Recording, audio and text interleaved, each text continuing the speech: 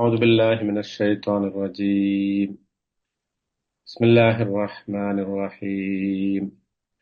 وكأي من آية في السماوات والأرض يمرون عليها وهم عنها معرضون وما يؤمن أكثرهم بالله إلا وهم مشركون أفأمنوا أن تأتيهم غاشية من عذاب الله أو تأتيهم الساعة بغتة وهم لا يشعرون. صدق الله العلي العظيم.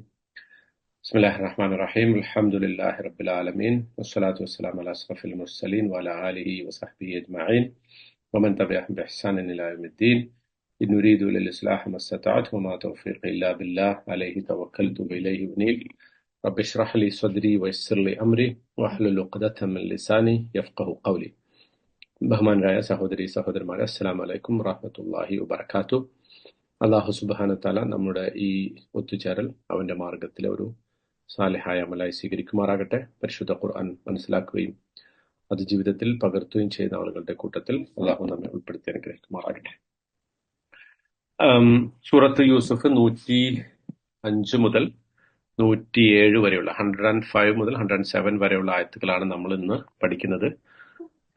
107 കുറച്ച് അധികം വിശദീകരണം ഉള്ളതുകൊണ്ട് അടുത്ത ആഴ്ച കുറച്ചുകൂടി അത് നന്നായി വിശദീകരിക്കും. ഇന്ന് നമ്മൾ 105, 106 കാര്യമായി വിശദീകരിക്കുക. പക്ഷെ 107 ആയത്ത് കുറച്ച് അത് ഇതുമായിട്ട് ലിങ്ക് ആയതുകൊണ്ട് നമ്മൾ കുറച്ചധികം ഇതുമായി നമ്മുടെ വിഷയങ്ങളുമായി റെലവന്റ് ആയിട്ടുള്ള ഭാഗം മാത്രം നമ്മൾ ഇന്ന് പറയും. ഓക്കെ, ആദ്യം ഓരോ ആയത്തിന്റെയും അർത്ഥം പറഞ്ഞിട്ട് നമുക്ക് മുന്നോട്ട് പോകാം. ഒക്കെ അയ്യമിൻ ആയത്തിൻ, എത്രയെത്ര ദൃഷ്ടാന്തങ്ങളാണ്.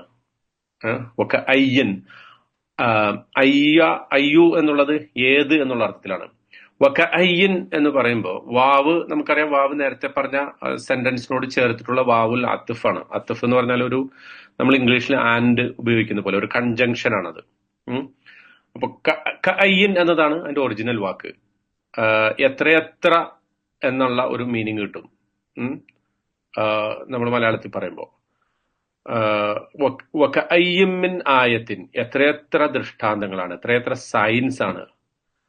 ഫിസ് സമാവാതി വൽ അർള്, ആകാശങ്ങളിലും ഭൂമിയിലും എത്രയെത്ര അടയാളങ്ങളാണ്, ദൃഷ്ടാന്തങ്ങളാണ്. യമുറൂന അലൈഹ, അവർ അതിന്റെ അടുത്തുകൂടെ അല്ലെങ്കിൽ ആ ആയത്തുകൾ അവരുടെ മുന്നിലൂടെ ഇങ്ങനെ പാസ് ചെയ്തു പോകുന്നു. യമുറൂന അലൈഹ, അവർ ആ ദൃഷ്ടാന്തങ്ങൾ അവർ കണ്ടുകൊണ്ടിരിക്കുന്നു, അതവർ നിത്യേന ദർശിച്ചുകൊണ്ടിരിക്കുന്നു. വഹും അൻഹാ മുഅരിദൂൻ, പക്ഷേ അവർ അതിനെക്കുറിച്ച് തീരെ അശ്രദ്ധരാണ്. അറള എന്ന് പറഞ്ഞാൽ അവഗണിക്കുക എന്നുള്ള അർത്ഥത്തിലാണ്. Ignorant, they are neglecting those signs, അതാണ് മുഅരിദൂൻ. അപ്പോ എത്രയെത്ര ആകാശങ്ങളിലും ഭൂമിയിലും എത്രയെത്ര ദൃഷ്ടാന്തങ്ങളാണ് അവർ കണ്ടുകൊണ്ടിരിക്കുന്നത് ഓരോ ദിവസവും. പക്ഷെ അവരതിന് ശ്രദ്ധിക്കുന്നില്ല, പരിഗണിക്കുന്നില്ല. They don't pay attention to those signs. വമാ യുഅ്മിനു അക്സറുഹും ബില്ലാഹ്, അവരിൽ അധിക പേരും വിശ്വസിക്കുന്നില്ല. ഇല്ലാ വഹും മുശ്രിക്കൂൻ, മുശ്രിക്കുകളായിക്കൊണ്ടല്ലാതെ. അത് വളരെ പേടിപ്പെടുത്തുന്ന ഒരു പ്രസ്താവനയാണ് അള്ളാഹുവിന്റെ. കാരണം അള്ളാഹുൽ വിശ്വസിക്കുന്ന ആളുകൾ തന്നെ ധാരാളം പേര് ഷിർക്ക് ചെയ്യുന്നുണ്ടെന്നാണ് എന്റെ അർത്ഥം. So we need to find out whether we do some ഷിർക്ക്. അതും വളരെ ഇമ്പോർട്ടന്റ് ആണ്. അല്ലെങ്കിൽ എങ്ങനെയാ നമ്മൾ ഷിർക്ക് ചെയ്യുന്നുണ്ടോ എന്ന അർത്ഥത്തിലല്ല, മറിച്ച് ഈ പറഞ്ഞ ഷിർക്കിൽ നമ്മൾ പെടാതിരിക്കാൻ വേണ്ടി അത് നമ്മൾ പഠിക്കേണ്ടിയിരിക്കുന്നു. വമാ യുഅ്മിനു അക്സറുഹും ബില്ലാഹി ഇല്ലാ വഹും മുശ്രിക്കൂൻ. നമ്മളും നമ്മുടെ നിത്യജീവിതവും ഒക്കെ ആയിട്ട് ബന്ധപ്പെട്ട ഒരു ആയത്താണത്. ഇനി അഫ അമിനു, അവർ നിർഭയരാണോ. അൻ തഅതിയഹും ഗാഷിയത്തും മിൻ അദാബില്ലാഹ്, അള്ളാഹുവിന്റെ ശിക്ഷയുടെ ഒരു പാർട്ട്, ഒരു കഷണം അത് അവർക്ക് വന്നു ഭവിക്കുന്നതിനെ കുറിച്ച് അവർ നിർഭയരാണോ. ഔ തഅതിയഹും സഅതു ബഗ്തതൻ, അല്ലെങ്കിൽ അന്ത്യനാള് വളരെ പെട്ടെന്ന് അവർക്ക് വന്നു ചേരുന്നതിനെ കുറിച്ച് അവർ നിർഭയരാണോ. വഹും ലാ യശ്ഉറൂൻ, അവർ അശ്രദ്ധരായിരിക്കുക, അവർക്ക് അറിവില്ലാതിരിക്കുക, അവർ എന്താ പറയാ അവർക്ക് ബോധം വരാതിരിക്കുന്ന ഒരു സന്ദർഭത്തിൽ പെട്ടെന്ന് ഉണർന്നെഴുന്നേറ്റിരിക്കുന്ന ഒരു അവസ്ഥയിലല്ലാത്തപ്പോ അന്ത്യനാള് വന്ന് ഭവിക്കുന്നതിനെ കുറിച്ച് അവർ നിർഭയരാണോ. എന്നാണ് ചോദിക്കുന്നത്. അപ്പൊ ഇവിടെ നമ്മള് ഈ ആയത്തുകൾ നേരത്തെ പറഞ്ഞ 2 പാർട്ടുമായിട്ട് തന്നെ ചേർത്ത് നമ്മൾ വായിക്കണം. അതായത് 103-യും 104-ഉം. വമാ വമാ അക്സറുൻ നാസി വലൗ ഹറസ്ത ബിമുഅ്മിനീൻ വമാ തസ്അലുഹും അലൈഹി മിൻ അജ്റിൻ ഇൻ ഹുവ ഇല്ലാ ദിക്റുൻ ലിൽ ആലമീൻ. അതിനോട് ചേർത്ത് തന്നെ വായിക്കണം.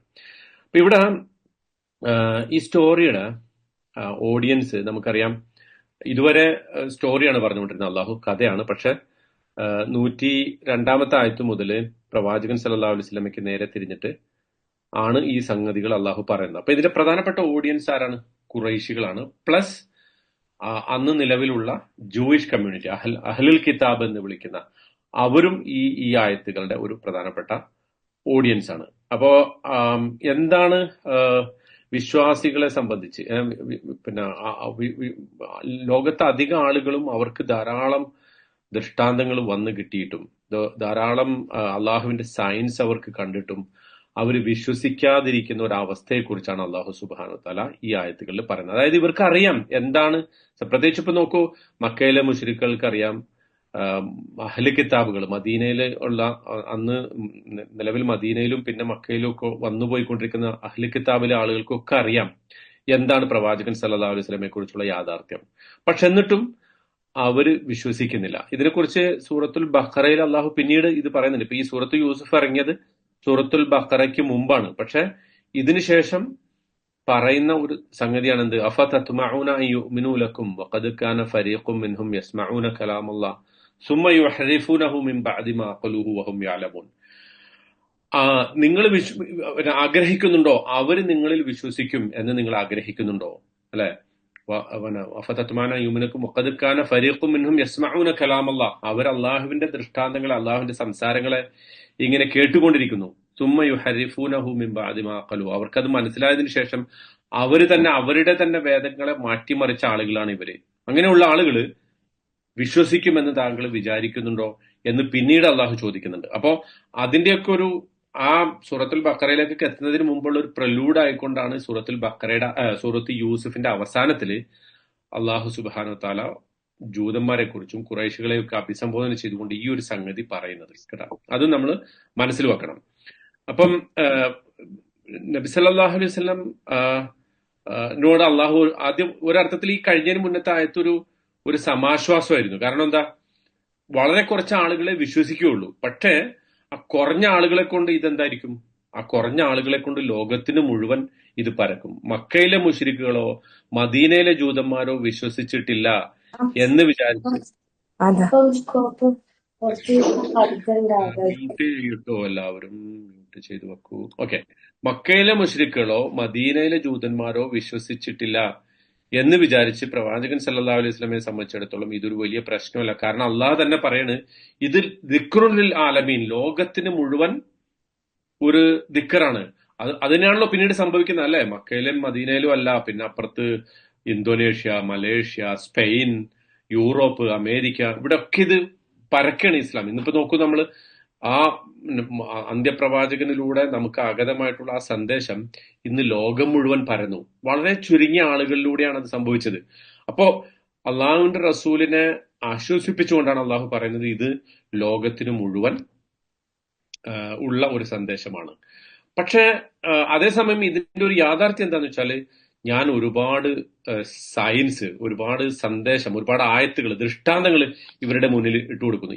ഈ സൂറത്ത് തന്നെ ഒരു ദൃഷ്ടാന്തമാണ്, അല്ലെ? ഈ യൂസുഫ് അലൈഹി ഇസ്ലാമിയുടെ സ്റ്റോറി തന്നെ അവർക്കൊരു ദൃഷ്ടാന്തമാണ്. കാരണം എങ്ങനെയാണ് ഈ സ്റ്റോറി അവർക്ക് ദൃഷ്ടാന്താകുന്നത്?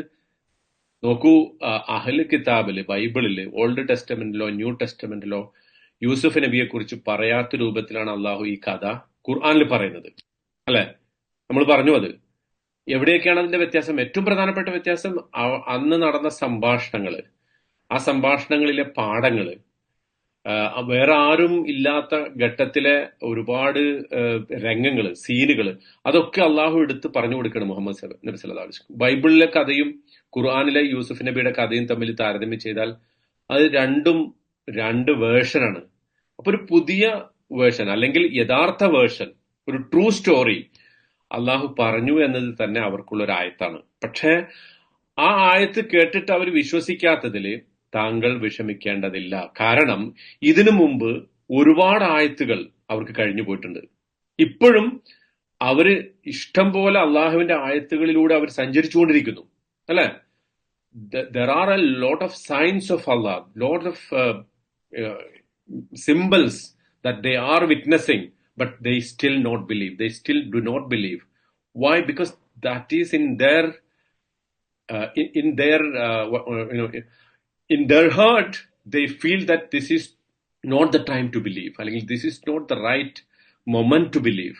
അവരെ സംബന്ധിച്ചിടത്തോളം ഇതൊരു വിശ്വസിക്കാൻ പറ്റിയ സമയമല്ല, അല്ലെങ്കിൽ ഇങ്ങനെ ഞങ്ങൾ വിശ്വസിക്കേണ്ടതില്ല, ഈ പ്രവാചകനിൽ വിശ്വസിക്കേണ്ടതില്ല, ആ പ്രവാചകൻ എന്തുകൊണ്ട് ഞങ്ങളുടെ ഒരു ജനതയിൽ നിന്നായില്ല, ഇതൊക്കെയാണ് അവർ പറഞ്ഞുകൊണ്ടിരിക്കുന്നത്. അപ്പോ ഇമാം റാസി ഇതിനെക്കുറിച്ച് പറഞ്ഞത്, അവർക്ക് എത്രയോ ദൃഷ്ടാന്തങ്ങൾ, അതായത് നമ്മളെ സംബന്ധിച്ചപ്പോൾ ഒരുപാട് അവസരങ്ങൾ അള്ളാഹു നൽകുന്നുണ്ടല്ലോ. നമ്മളൊന്ന് ജസ്റ്റ് കണ്ണു തുറന്ന് നോക്കൂ, ആകാശത്തേക്ക് നോക്കൂ, സമുദ്രങ്ങളിലേക്ക് നോക്കൂ, പർവ്വതങ്ങളിലേക്ക് നോക്കൂ. നമ്മുടെ ചുറ്റും ഒന്ന് കണ്ണൊന്ന് ഓടിച്ചു കഴിഞ്ഞാൽ അള്ളാഹുവിന്റെ സയൻസ് ഇഷ്ടം പോലെ കാണാൻ പറ്റും. മഞ്ഞാകട്ടെ, മഴയാകട്ടെ, വെയിലാകട്ടെ, കാറ്റാകട്ടെ, തീക്കാറ്റാകട്ടെ, എല്ലാം അള്ളാഹുവിന്റെ ദൃഷ്ടാന്തങ്ങളാണ്. പക്ഷെ ഇതൊന്നും അവർക്ക് കാണാൻ നേരമില്ല. ഈ ദൃഷ്ടാന്തങ്ങളെ കുറിച്ച് അള്ളാഹ് പറയുന്നത്, ഇത് മനുഷ്യന്റെ മനസ്സിന്റെ ഉള്ളിൽ അവൻ ജനിക്കുന്നതിന് മുമ്പ് തന്നെ അള്ളാഹു ഇട്ടിട്ടുള്ള ഒരു ഫിത്രയാണ് ഈ ദൃഷ്ടാന്തങ്ങളൊക്കെ കാണുമ്പോൾ വിശ്വസിക്കുക എന്നുള്ളത്. അതുകൊണ്ടാണല്ലോ റസൂല്, അള്ളാന്റെ റസൂല് തന്നെ പറഞ്ഞിട്ടില്ല, കുല്ലു മൗലൂദിൻ യൂലദു അലാ ഫിത്ര. ഓരോ ജനിക്കുന്ന കുട്ടിയും ഒരു ഫിത്രയിലാണ് ജനിക്കുക, അല്ലെ? ഒരു നാച്ചുറൽ, ഒരു പ്രകൃതിപരമായ ഒരു അവസ്ഥ അവർക്കുണ്ട്. അതെന്താണ്?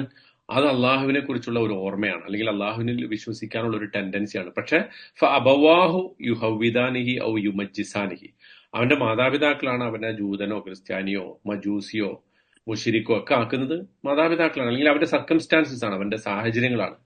എല്ലാവരും ഒരു ദൈവികമായ പ്രകൃതിയിൽ അള്ളാഹുവിൻ്റെതായിട്ടുള്ള ഒരു ഫിത്രത്തിലാണ് ജനിക്കുന്നത്.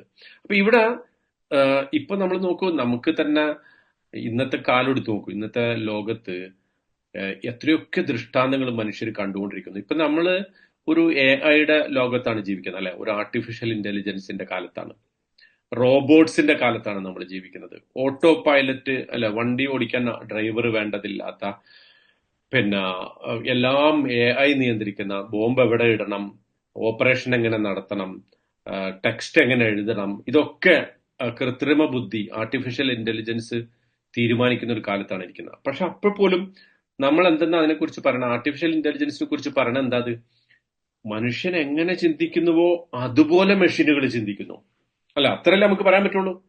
മനുഷ്യൻ എങ്ങനെ ചിന്തിക്കുന്നുവോ അതുപോലെ ഈ മെഷീനുകൾ ചിന്തിക്കുന്നു. അപ്പൊ ഈ ചിന്തിക്കുന്ന മനുഷ്യനെ ആരുണ്ടാക്കി?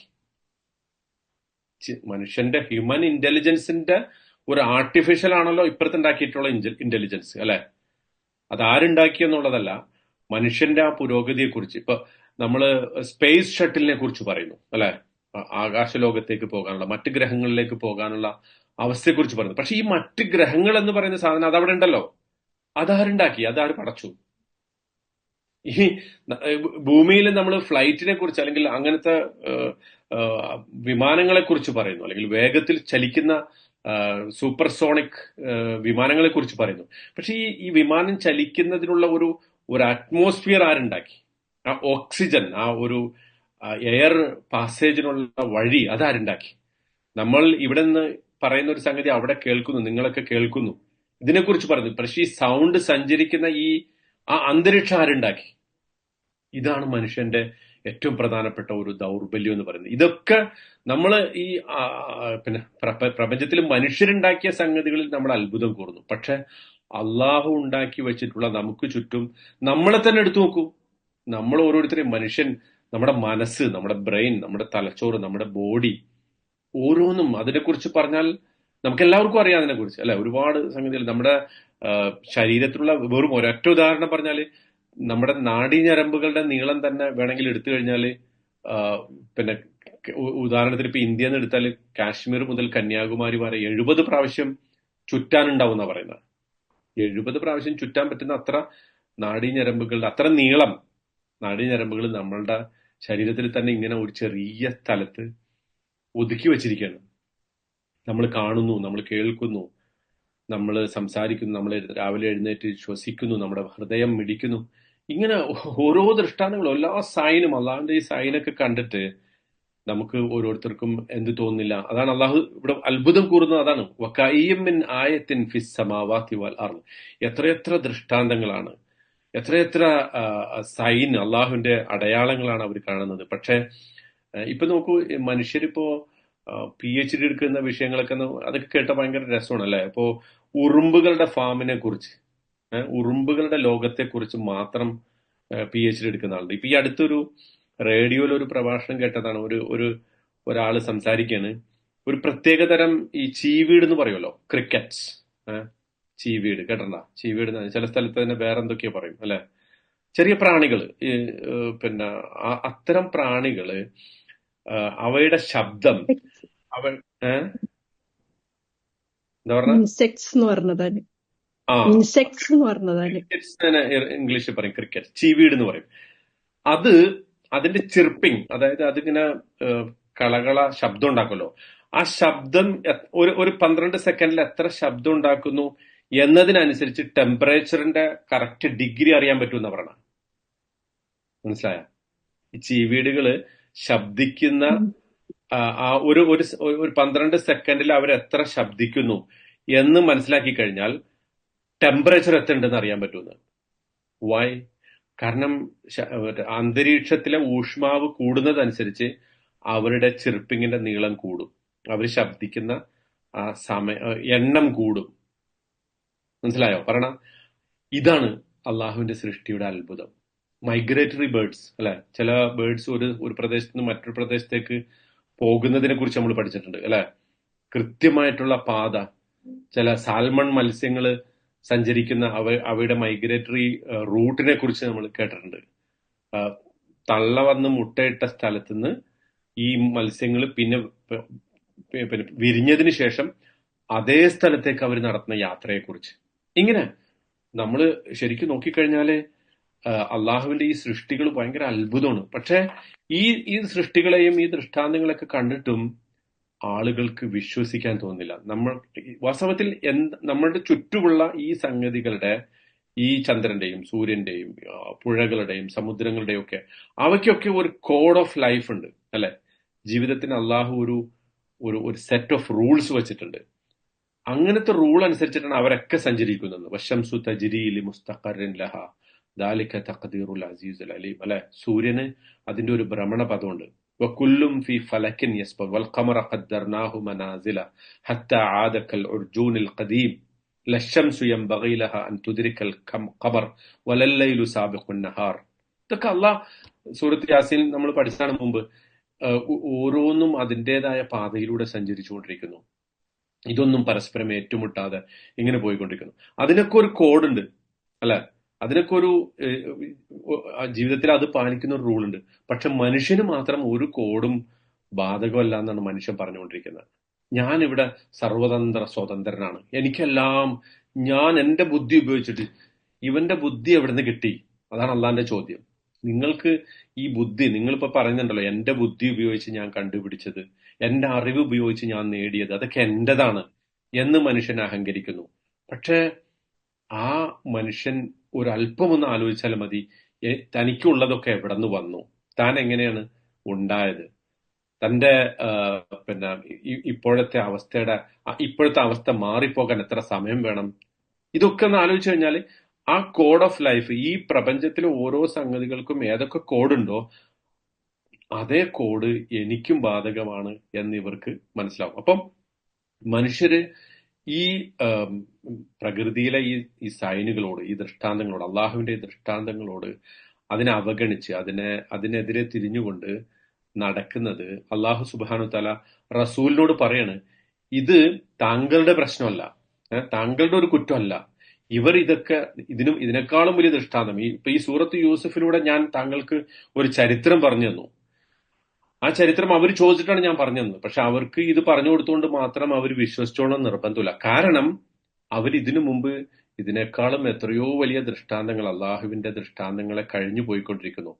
പക്ഷെ അവരതിനെ മനഃപൂർവ്വം അവഗണിക്കുകയാണ്. Deliberately ignoring all these signs. Most people are lost അല്ലെ? അധികം ആളുകളും അവർക്ക് കൃത്യമായി പറഞ്ഞാൽ അവരൊരു പല ആളുകളും പിന്നെ ഒരു തഫ്സീറിൽ അതിനെക്കുറിച്ച് പറയുന്നുണ്ട്, ഒരു ആനിമൽ എക്സിസ്റ്റൻസ് ആണ് അവർക്കുള്ളത് എന്ന് പറഞ്ഞാൽ മൃഗങ്ങൾ എങ്ങനെ ജീവിക്കുന്നു അതുപോലെയാണ് ഉള്ളത്. മൃഗങ്ങൾക്ക് എന്താ പ്രധാനപ്പെട്ട ആവശ്യം? ഫുഡ് വേണം, ഷെൽട്ടർ വേണം, പ്രൊക്രിയേഷൻ നടത്തണം, പ്രത്യുൽപാദനം നടത്തണം. ഈ പറഞ്ഞ സംഗതികൾ തന്നെ ഏറിയും കുറഞ്ഞാണ് മനുഷ്യനിലുള്ളത്. മനുഷ്യർക്ക് കുറച്ചു പേർക്ക് അധികം ഫുഡ് വേണം, തലമുറകൾക്കുള്ള ഫുഡ് കരുതി വെക്കുന്നു മനുഷ്യര്. അവർക്ക് ഷെൽട്ടർ എന്ന് പറയുന്നത് വീട്, ആ വീട് തന്നെ ഒരു വലിയ ഒബ്സഷനായിട്ട് മാറുന്നു. വലിയ മാൻഷൻ വേണം, വലിയ അപ്പാർട്ട്മെന്റ് വേണം, അല്ല വാട്ടർ ഫ്രണ്ട് വില്ലകൾ വേണം, ഇങ്ങനെ ഈ ഒരു ഒബ്സഷൻ.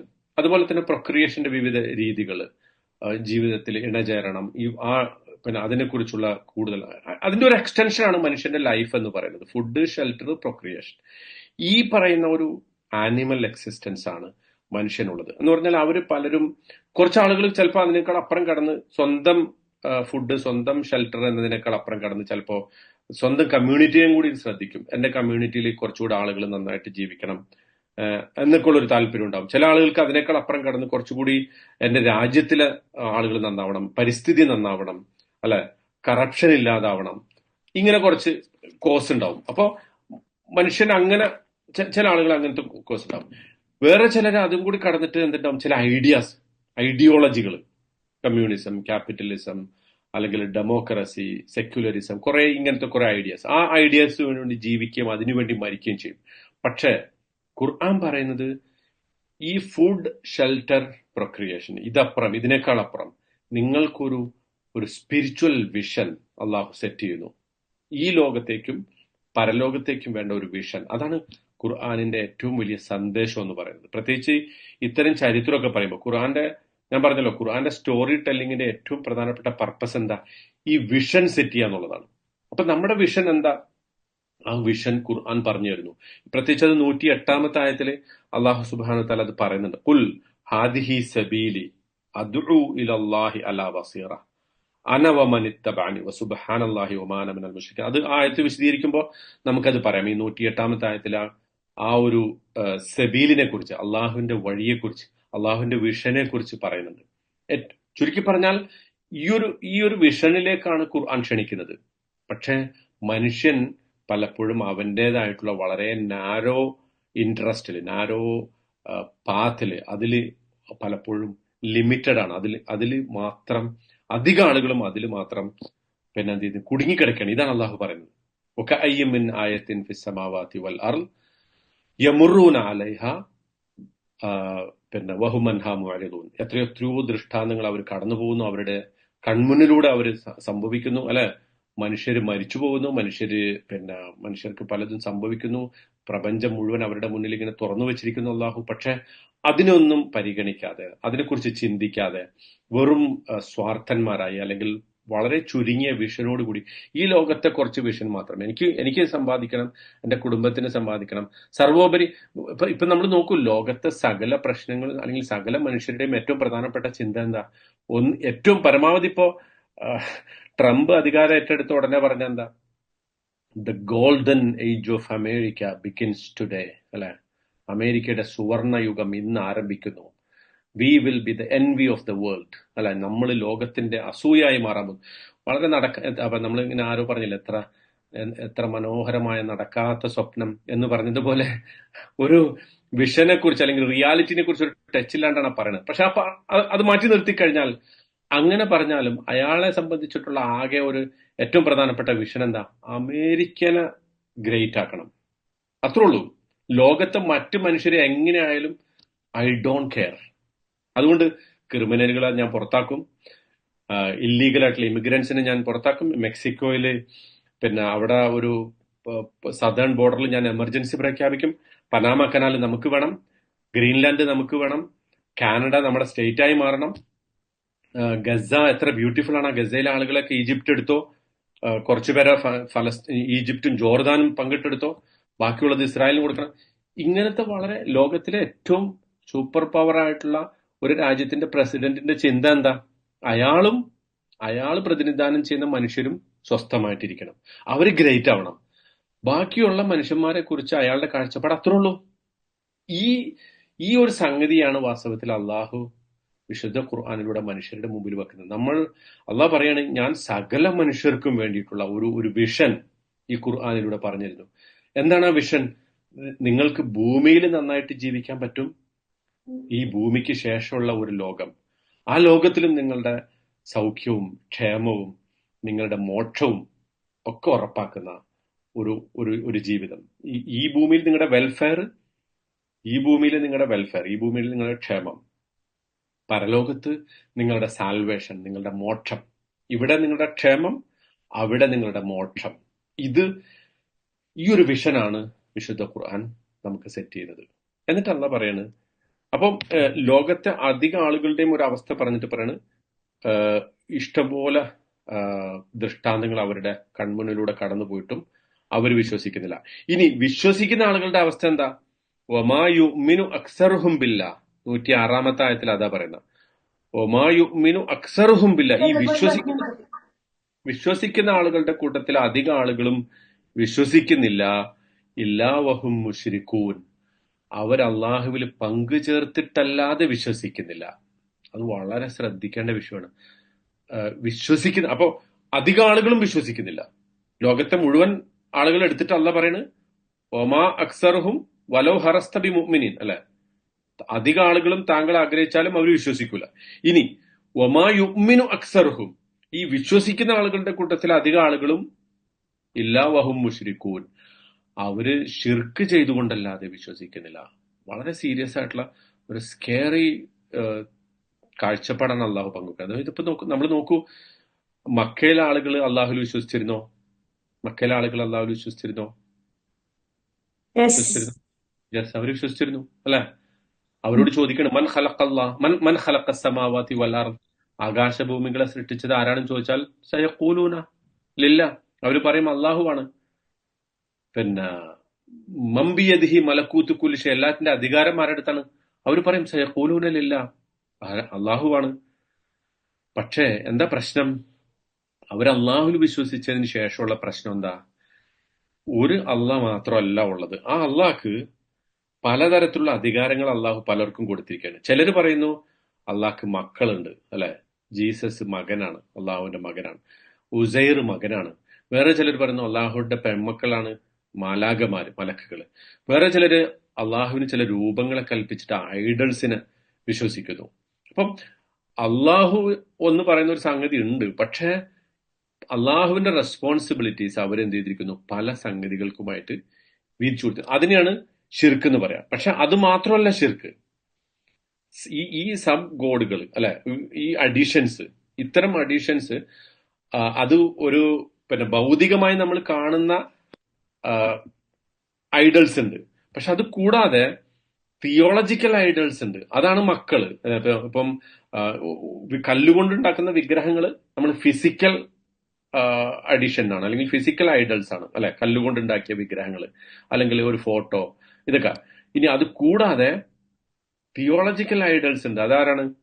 മക്കള്. അതായത് ഇപ്പൊ ഈസാ നബി അള്ളാഹുവിന്റെ മകനാണെന്ന് പറയുന്നത് അതൊരു വിഗ്രഹമാണ്, ഒരർത്ഥത്തില് അതൊരു വിഗ്രഹാരാധനയാണ്. അതുകൊണ്ടാണ് അള്ളാഹു അതിനെയും ഷിർക്ക് എന്ന് വിളിച്ചത്, അല്ലെ? മുശ്രിക്കുകളുടെ കൂട്ടത്തില് അഹ്ലു കിതാബിനെയും അള്ളാഹു പെടുത്താൻ കാരണം എന്താ? അവർ അള്ളാഹുവിന് മകനുണ്ടെന്ന് സമർത്ഥിച്ചു.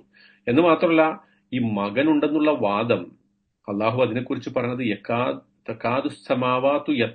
യതഫത്തർന, ഈ ആകാശം പൊട്ടിപ്പിളരും അവരുടെ ഈ വർത്തമാനം കേട്ടാല്. റഹ്മാനി വലദ, പരമകാരുണികനായ അള്ളാഹുവിന് ഒരു മകനുണ്ടെന്ന് സങ്കല്പിച്ചതിന്റെ പേരിൽ, അങ്ങനെ അവർ വാദിച്ചതിന്റെ പേരിൽ, ആ വാദം കേട്ടിട്ട് ആകാശങ്ങൾ പോലും വിറച്ചു പോകുന്ന വാദമാണ് അത് എന്നാണ് അതിനെക്കുറിച്ച് അള്ളാഹു പറഞ്ഞത്. എന്ന് പറഞ്ഞാൽ അത്രത്തോളം ഗുരുതരമായൊരു സംഗതിയാണെന്ത്? അള്ളാഹുവിന് മക്കളെ കൽപ്പിക്കുക എന്നുള്ളത്. ഇനി അതുകൂടാതെ സൈക്കോളജിക്കൽ ഐഡൽസ് ഉണ്ട്. ഇപ്പൊ ഞാനിപ്പോ 3 ഐഡൽസിനെ കുറിച്ച് പറഞ്ഞു, അല്ലെ? ആദ്യം പറഞ്ഞ ഐഡൽസ് ഏതാ? ഫിസിക്കൽ ഐഡൽസ്, അതായത് ശരിക്കും നമ്മൾ കാണുന്ന ഭൗതികമായിട്ടുള്ള വിഗ്രഹങ്ങൾ, കല്ലുകൊണ്ട്, മരം കൊണ്ട് ഒക്കെ ഉണ്ടാക്കിയ വിഗ്രഹങ്ങൾ, ഫോട്ടോ ഒക്കെ. തിയോളജിക്കൽ ഐഡൽസ് എന്ന് പറയുന്നത് മതപരമായി തന്നെ ചില അള്ളാഹുവിന് മക്കളെ ആട്രിബ്യൂട്ട് ചെയ്യാം. പെൺമക്കളായിട്ട് മാലാകമാരെ കാണാം, മസീഹ്, ഉസൈർ, ഇങ്ങനെ. ഇത് തിയോളജിക്കൽ ഐഡൽസ്. ഇനി സൈക്കോളജിക്കൽ ഐഡൽസ് ഉണ്ട്. അതെന്താണ്? അതായത് അത് നമ്മുടെ ഫീലിംഗ് ആണ്. ഇപ്പൊ ഖുർആനിൽ അള്ളാഹു പറയുന്നുണ്ട്, അഫറഅയ്ത മനിത്തഖദ ഇലാഹഹു ഹവാഹു, സ്വന്തം ഇച്ഛയെ തന്നെ ദൈവമാക്കിയവനെ താങ്കൾ കണ്ടുവോ? സ്വന്തം ഇച്ഛയെ തന്നെ ദൈവമാക്കുക. അതായത് ചില ആളുകൾക്ക് അവരുടെ ദേഷ്യം ഒരു ദൈവമായിട്ട് മാറും. അതായത് എനിക്ക് ദേഷ്യം വന്നാൽ പിന്നെ എനിക്ക് ഒന്നും ബാധകമല്ല. എനിക്ക് ദേഷ്യം വന്നാൽ പിന്നെ ഒന്നും ബാധകമല്ല. പടച്ചോന്റെ കൽപ്പന ബാധകമല്ല, എന്റെ റെസ്പോൺസിബിലിറ്റി ബാധകമല്ല, എന്റെ കടമകൾ ബാധിക്കില്ല. ചില ആളുകൾക്ക് പ്രൈഡ്, അവരുടെ അഹങ്കാരം, അതിനാരെങ്കിലും ടച്ച് ചെയ്ത് കഴിഞ്ഞാൽ ബാക്കിയൊന്നും അവർക്ക് ബാധകമല്ല. ചില ആളുകളുടെ ഒരു പണം പണം പണത്തിന്റെ മുമ്പിൽ ബാക്കി ഒന്നും അവർക്ക് ബാധകമല്ല. ചില ആളുകളുടെ ഇമോഷൻ, അതായത് ഞാൻ വിചാരിക്കുന്നത് ചെയ്യണം, എനിക്ക് എന്താണോ സത്യമായിട്ട് തോന്നുന്നത്. അവര് അള്ളാഹുവിലൊക്കെ വിശ്വസിക്കുന്നുണ്ടാവും, നിസ്കരിക്കുന്നുണ്ടാവും, നോമ്പ് നോക്കുന്നുണ്ടാവും. പക്ഷെ പ്രധാനപ്പെട്ട ഒരു ഇഷ്യൂമായിട്ട് തന്റെ ഇച്ഛ ഇടഞ്ഞു വന്നാൽ അവരെന്ത് ചെയ്യും? ഇച്ഛക്ക് പ്രാധാന്യം കൊടുക്കും. അതിപ്പോ എനിക്ക് നല്ലൊരു കാറ് വാങ്ങിക്കണം. ആ കാറ് വാങ്ങിക്കുന്നിടത്ത് പിന്നെ പലിശക്ക് ലോൺ എടുത്തിട്ടാണ് വാങ്ങിക്കാൻ എനിക്ക് തോന്നുന്നത്, ഞാനത് ചെയ്തിരിക്കും. കാരണം എന്താ? അത് എന്റെ ആഗ്രഹമാണ്, എന്റെ ഇഷ്ടമാണ്. അവിടെ അള്ളാന്റെ നിയമം നോക്കാൻ ഞാൻ ബാധകമല്ല. എനിക്കൊരു കല്യാണം നടത്തണം, അതുവരെ നല്ല നമസ്കാരം, നോമ്പൊക്കെ, അല്ലെങ്കിൽ അള്ളാഹുവിനെ കുറിച്ചൊക്കെ പറയുന്ന ആള് അവിടെ നടക്കുന്ന, സ്വന്തം വീട്ടിൽ നടക്കുന്ന വിവാഹത്തിന്റെ കാര്യത്തില് ഒരു നിയമവും അവർക്ക് ബാധകമാവില്ല. സ്വന്തം വീട് താമസത്തിന്റെ കാര്യത്തില്, അല്ലെങ്കിൽ സ്വന്തം വീട്ടിലെ ചടങ്ങുകളുടെ കാര്യത്തില്, ഇതിലൊന്നും അള്ളാഹുവിന്റെ ഒരു നിയമവും ബാധകമാവില്ല. കാരണം എന്താ? അവിടെയൊക്കെ എന്റെ പ്രൈഡ്, ഇത് ചിലപ്പോൾ നമുക്ക് മനുഷ്യന്മാരാണ്, നമുക്ക് തെറ്റ് സംഭവിക്കും, നമ്മൾ അറിയാതെയോ ചിലപ്പോൾ അറിഞ്ഞിട്ട് തന്നെയോ നമുക്ക് ഒരു തെറ്റ് സംഭവിക്കുന്നതായിട്ട് ഇതിനെ ബന്ധിപ്പിക്കണ്ട. പക്ഷെ അങ്ങനെ തന്നെ ഞാൻ ചെയ്യുന്നതാണ് ശരിയെന്ന് വിശ്വസിക്കുമ്പോഴാണ് അത് ശിർക്കാവുക. മനസ്സിലാവുണ്ടോ പറഞ്ഞ? അതായത് ഇതെന്റെ പണമാണ്, ഞാൻ എനിക്ക് ഇഷ്ടമുള്ളത് ചെയ്യും, ഈ പണത്തിൽ എന്റെ പണം കൊണ്ട് എനിക്ക് ഇഷ്ടമുള്ളത് ചെയ്യാൻ എനിക്ക് അധികാരമുണ്ട് എന്ന് വിശ്വസിക്കുമ്പോൾ അതെന്തായി? ഷിർക്കായി. അതേസമയം ഞാൻ എന്റെ പണം കൊണ്ട് ചിലപ്പോൾ തെറ്റ് ചെയ്യുന്നുണ്ടെങ്കിൽ ആ തെറ്റ് എന്റെ അടുത്ത് സംഭവിച്ചു പോവുകയാണെങ്കിൽ അതെന്താവുള്ളൂ? ഒരു തെറ്റേ ആവുള്ളൂ, ഒരു മാസിയത്തെ ആവുള്ളൂ, അല്ലെങ്കിൽ ഒരു ഇസ്മേ ആവുള്ളൂ. മറിച്ച് അത് എപ്പോഴാ ഷിർക്കാവുക? അത് ഷിർക്കാവുന്നത് ഇപ്പൊ പറയാനായിട്ടില്ല, മൈ ബോഡി മൈ ചോയ്സ് അല്ലെ. ഇപ്പൊ ലിബറലിസത്തിന്റെ ഒക്കെ ഒരു പ്രധാനപ്പെട്ട മുദ്രാവാക്യം നമ്മുടെ പെൺകുട്ടികളെയൊക്കെ, പ്രത്യേകിച്ച് മുസ്ലിം പെൺകുട്ടികളെയൊക്കെ ടാർഗറ്റ് ചെയ്തുകൊണ്ട് ക്യാമ്പസുകളിൽ പഠിപ്പിക്കുന്ന ഒരു സംഗതിയാണ്, നമ്മുടെ ബോഡി നമ്മുടെ ചോയ്സ് ആണ് അല്ലെ. അതുകൊണ്ട് എന്ത് ചെയ്യണം എന്ന് ഞാൻ തീരുമാനിക്കും, ആരെ വിവാഹം കഴിക്കണം എന്ന് ഞാൻ തീരുമാനിക്കും, ആരോടൊപ്പം പോകണം എന്ന് ഞാൻ തീരുമാനിക്കും, എനിക്ക് എന്ത് ചെയ്യണമെന്ന് ഞാൻ ഇത് എന്താണ്? അഫറഅയ്ത മനിത്തഖദ ഇലാഹഹു ഹവാഹു, സ്വന്തം ഇച്ഛയെ ദൈവമാക്കിയതിന്റെ ഉദാഹരണമാണ്. അപ്പൊ അവിടെ എന്താണ്? ഷിർക്കാണ് അത് സംഭവിക്കുന്നത്. അപ്പോ ഈ വിശ്വസിക്കുന്ന ആളുകളുടെ കൂട്ടത്തിൽ തന്നെ ഷിർക്ക് ചെയ്യുന്നവരുണ്ടാകും. നമ്മൾ സൂക്ഷിക്കേണ്ട ഒരു സംഗതിയാണ്. ഞാൻ പറഞ്ഞല്ലോ, ഇത് രണ്ടിനെ വേർതിരിച്ച് കാണാം. തെറ്റ് നമുക്ക് സംഭവിക്കും. തെറ്റ് സംഭവിച്ചാൽ തൗബ ചെയ്താൽ, അത് ആ തെറ്റാണെന്ന് മനസ്സിലാക്കി കഴിഞ്ഞാൽ തൗബ ചെയ്ത് മടങ്ങിയാൽ അത് അള്ളാഹു പുറത്തു വരും, ഷുവറാണ്. പക്ഷെ തെറ്റ് സംഭവിച്ചിട്ടും അല്ലെങ്കിൽ തെറ്റാണെന്ന് അറിഞ്ഞിട്ടും അത് എന്റെ മനോഗതത്തിന്, എന്റെ ഇഷ്ടത്തിന്, എന്റെ മനസ്സിന്റെ ഇച്ഛകൾക്ക് അതെതിരാവുന്നത് കൊണ്ട് മാത്രം ഞാനത് ഉപേക്ഷിക്കില്ല എന്ന് വാദിക്കുന്നത് എന്താണ്? ഷിർക്കായിട്ട് മാറും. രണ്ടും തമ്മിലുള്ള വ്യത്യാസം മനസ്സിലാവുന്നുണ്ടോ? ക്ലിയർ ആണോ അത്? അതായത് നമ്മുടെ വില്ലിനെ നമ്മൾ അള്ളാഹുവിന്റെ കൽപ്പനയ്ക്ക് നേരെ അടിച്ചേൽപ്പിക്കാം. എന്റെ താല്പര്യം അത് തന്നെ നടക്കണം, അള്ളാഹുവിന്റെ കൽപ്പന എന്തുണ്ടായാലും എനിക്കത് വിഷയമല്ല എന്ന് പറയുമ്പോൾ അതെന്തായി മാറും? അത് ഷിർക്കായിട്ട് മാറും. അവിടെ നമ്മുടെ വില്ലിനെയാണ്, നമ്മുടെ താല്പര്യത്തെയാണ്, നമ്മുടെ ഇച്ഛകളെയാണ് നമ്മൾ ദൈവമാക്കുന്നത്. അതുകൊണ്ട് ഇപ്പൊ നബി സല്ലല്ലാഹു അലൈഹി വസല്ലം ഒരു വാചകം നോക്കുക, അതിന്റെ അകത്ത് ഖാല റസൂലുള്ളാഹി സ്വല്ലല്ലാഹു അലൈഹി വസല്ലം, ലാ യുഅ്മിനു അഹദുക്കും, നിങ്ങളിൽ ഒരാളും വിശ്വസിക്കുകയില്ല, ഹത്താ യകൂന ഹവാഹു, അവന്റെ ഇച്ഛ ആകുന്നതുവരെ, തബഅൻ ലിമാ ജിഅ്തു ബിഹി, ഞാൻ കൊണ്ടുവന്നതിനോട് അവന്റെ ഇച്ഛ പിൻപറ്റുന്നതുവരെ നിങ്ങളെ ആരും വിശ്വസിക്കുകയില്ല എന്ന് പറഞ്ഞാൽ നമ്മുടെ സ്വന്തം താല്പര്യങ്ങൾ, സ്വന്തം ഇഷ്ടങ്ങൾ അത് മാറ്റിവെച്ച് അതുകൂടി അള്ളാഹുവിന്റെ നിയമങ്ങൾക്കും അള്ളാഹുവിന്റെ കൽപ്പനകൾക്കും അവന്റെ റസൂലിന്റെ നിയമങ്ങൾക്കും അതിനെ പിന്തുടരാത്തിടത്തോളം കാലം നമ്മൾ വിശ്വാസിയാവൂല എന്നാണ് റസൂല് പറയുന്നത്. വളരെ ഗുരുതരമായിട്ടുള്ള ഒരു സംഗതിയാണ്. അപ്പൊ നമ്മുടെ ഫീലിംഗ് പോലും, നമ്മുടെ ഇഷ്ടങ്ങൾ പോലും അള്ളാഹുവിന്റെ താല്പര്യത്തിന്, അള്ളാഹുവിന്റെ ഇച്ഛയ്ക്ക് എന്ത് ചെയ്യണം? നമുക്ക് അടിയറവ് വെക്കാൻ സാധിക്കണം എന്നുള്ളതാണ് യഥാർത്ഥത്തിൽ ഈ ആയത്തിന്റെ ഏറ്റവും പ്രധാനപ്പെട്ട അർത്ഥം. അതാണ് ലാ യുഅ്മിനു വമാ യുഅ്മിനു അക്സറുഹും ബില്ലാഹി ഇല്ലാ വഹും മുശ്രിക്കൂൻ. അവരിൽ അധിക പേരും വിശ്വസിക്കുന്നില്ല അള്ളാഹുവിൽ അവർ പങ്കു ചേർത്തുകൊണ്ടല്ലാതെ എന്നുള്ളതാണ്. അപ്പം അതിനെക്കുറിച്ചാണ് നമ്മുടെയൊക്കെ ഉള്ളിൽ ഒരു വിഗ്രഹം ഉണ്ടെന്ന് പറയുന്നത്. നമ്മുടെയൊക്കെ ഉള്ളിൽ, അതായത് നമ്മൾ പുറത്ത് വിഗ്രഹത്തെ ആരാധിക്കുന്നില്ലായിരിക്കും. നമ്മളൊരു ക്ഷേത്രത്തിൽ പോയിട്ട് ഒരു കല്ലിന്റെ ദേവിയെയോ ദേവനെയോ അല്ലെങ്കിൽ ഒരു ഫോട്ടോ വെച്ചിട്ട് പൂജിക്കുന്നുണ്ടാവില്ല. പക്ഷെ നമ്മുടെ ഉള്ളിലുള്ള ഇച്ഛയെ നമ്മൾ പൂജിക്കുകയാണെങ്കിൽ അതും ഒരു വിഗ്രഹാരാധന പോലെ തന്നെയാണ്. കാരണം അവിടെ നമ്മൾ നമ്മൾ വിളിച്ച് പ്രാർത്ഥിക്കുന്ന ദൈവം എന്ന് പറയുന്നത് നമ്മുടെ ഇച്ഛയാണ്. അത് പിന്നെ അള്ളാഹുവിനെ കുറിച്ചുള്ള ഒരു വികലമായ ഒരു ചിന്തയായിട്ട് നമ്മൾ മനസ്സിലാക്കണം. ഇനി ഇതുപോലെ തന്നെ നമുക്ക് സംഭവിക്കാൻ സാധ്യതയുള്ളതാണ്. ഇപ്പൊ അള്ളാഹുവിന് എത്ര നാമങ്ങളുണ്ട്? 99 നാമങ്ങളായിട്ട് അസ്മാ ഉൽ ഹുസ്ന എന്ന് നമ്മൾ മനസ്സിലാക്കിയിട്ടുണ്ട്. അർ റഹ്മാൻ, അസ്സമീ, അൽ ബസീർ, അൽ ഖാലിഖ്, അൽ മുസവ്വിർ, അസ്സലാം, അൽ മുഅ്മിൻ, അൽ മുഹൈമിൻ, അൽ അസീസ്, അൽ ജബ്ബാർ, അൽ മുതകബ്ബിർ, ഇങ്ങനെ ഒരുപാട് നാമം.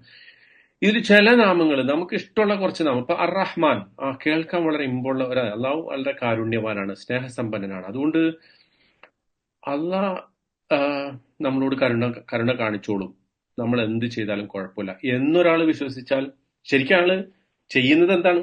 അള്ളാഹുവിന്റെ ആ ഒരു വിശേഷണത്തെ സ്വീകരിക്കുകയാണ്. പക്ഷെ മറ്റു വിശേഷണങ്ങളുണ്ട്. അള്ളാഹു ജബ്ബാറാണ്, അള്ളാഹു അസീസാണ്. ഇതിനൊക്കെ മാറ്റിവെച്ചിട്ട് അർ-റഹ്മാൻ എന്നുള്ള കൺസെപ്റ്റിനെ മാത്രമേ ഞാൻ വിശ്വസിക്കൂ എന്ന് വെച്ചാൽ അതും എന്താണ്? ഈ പറയുന്ന ഒരു വക്രീകരിക്കപ്പെട്ട ഒരു വീക്ഷണമായിട്ട് നമ്മൾ മാറും. ഇപ്പൊ നോക്കൂ, അതിനുശേഷം ഈ തുടർന്ന് പറയുന്ന ആയത്ത് അത് തന്നെയാണ് സൂചിപ്പിക്കുന്നത്. അഫ അമിനു, അവര് നിർഭയരാണോ? അൻ തഅതിയഹും ഗാഷിയത്തും മിൻ അദാബില്ലാ, അള്ളാഹുവിന്റെ ശിക്ഷയുടെ ഒരു പാർട്ട്, ഒരു കഷണം അവർക്ക് വരും എന്നതിനെ കുറിച്ച് അവർ നിർഭയരാണോ? കാരണം നമ്മളിങ്ങനെ അള്ളാഹുവിൽ വിശ്വസിച്ചു ഞാൻ എന്ന് സമാധാനിച്ചിരിക്കുമ്പോ തന്നെ ഇത്തരം വിഷയങ്ങളിൽ അള്ളാഹുവിനെ കുറിച്ചുള്ള ഒരു കൃത്യമായ കാഴ്ചപ്പാട്, കൃത്യമായ ഒരു ധാരണ നമുക്കില്ലാതെ പോയാൽ, ആ വിശ്വാസത്തിന്റെ കാര്യത്തിൽ നമുക്ക് അതിൻ്റെ അകത്ത് ശിർക്ക് വന്നു ചേർന്നാൽ, അല്ലെങ്കിൽ അതിൽ ഏതെങ്കിലും തരത്തിലുള്ള കളങ്കം വന്നു ചേർന്നാൽ, അള്ളാഹുവിന്റെ ഒരു ശിക്ഷ വരുന്നതിനെ കുറിച്ച് നമ്മൾ നിർഭയരാണോ എന്ന് അള്ളാഹു ചോദിക്കുമ്പോൾ അതിന്റെ അർത്ഥം നമ്മുടെ വിശ്വാസത്തെ നമ്മൾ ശരിയാക്കാനുള്ള മാർഗത്തിൽ നമ്മൾ മുന്നേറിക്കൊണ്ടിരിക്കണം എന്ന ഏറ്റവും പ്രധാനപ്പെട്ട ഒരു സംഗതിയാണ് കേട്ടോ. അപ്പോ ഒരു പാർഷ്യൽ, അതാണ് അതിനെക്കുറിച്ചാണ് അള്ളാഹു പറയുന്നത്. അഫതുഅ്മിനൂന ബിബഅദിൽ കിതാബ് വതക്ഫുറൂന ബിബഅദ്. അവര് അള്ളാഹുവിന്റെ ഗ്രന്ഥത്തിലെ ചിലത് മാത്രം വിശ്വസിക്കുന്നു, ചിലത് വിശ്വസിക്കുന്നില്ല. ഉദാഹരണത്തിന് ഇപ്പൊ നോക്കൂ, നമ്മള് ഒരു എക്സാമ്പിൾ പറഞ്ഞാല് നോമ്പ് നിർബന്ധമാക്കിക്കൊണ്ട് പറഞ്ഞ ആയത്ത് നമുക്ക് എല്ലാവർക്കും അറിയാം അല്ലെ? ഏതായത്ത്? നോമ്പ് നിർബന്ധമാക്കിക്കൊണ്ട് പറഞ്ഞ ആയത്ത് ഏതാ? കുത്തിബ അലൈക്കും സിയാം അല്ലെ? കുത്തിബ അലൈക്കും. ഈ കുത്തിബ വെച്ചിട്ട് പറഞ്ഞ് വേറെ നിർബന്ധമാക്കിയ ചില സംഗതി അത് നമുക്കറിയോ? കുത്തിബ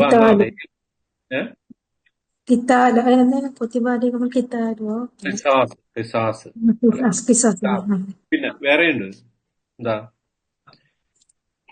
കുത്തിബ അലൈക്കും ഇദാ ഹദറ അഹദകുമുൽ മൗത്ത് അൽ വസിയ്യത്തു. വസിയ്യത്ത് നിർബന്ധമാണ്. ഒരാള് മരണം ആസന്നമായി കിടക്കുന്ന അയാളെ സംബന്ധിച്ച് വസിയ്യത്ത് ചെയ്യേണ്ടതൊക്കെ ഉണ്ടെങ്കിൽ അത് ചെയ്യണം. അപ്പോ നോമ്പ് നിർബന്ധമാണെന്ന് നമുക്ക് എല്ലാവർക്കും അറിയാം. പക്ഷെ ഖിസാസ് നിർബന്ധമാണെന്ന് നമുക്ക് അറിഞ്ഞൂടാ. ഖിസാസ് നിർബന്ധമാകണമെങ്കിൽ എന്ത് വേണം? പ്രതിക്രിയ.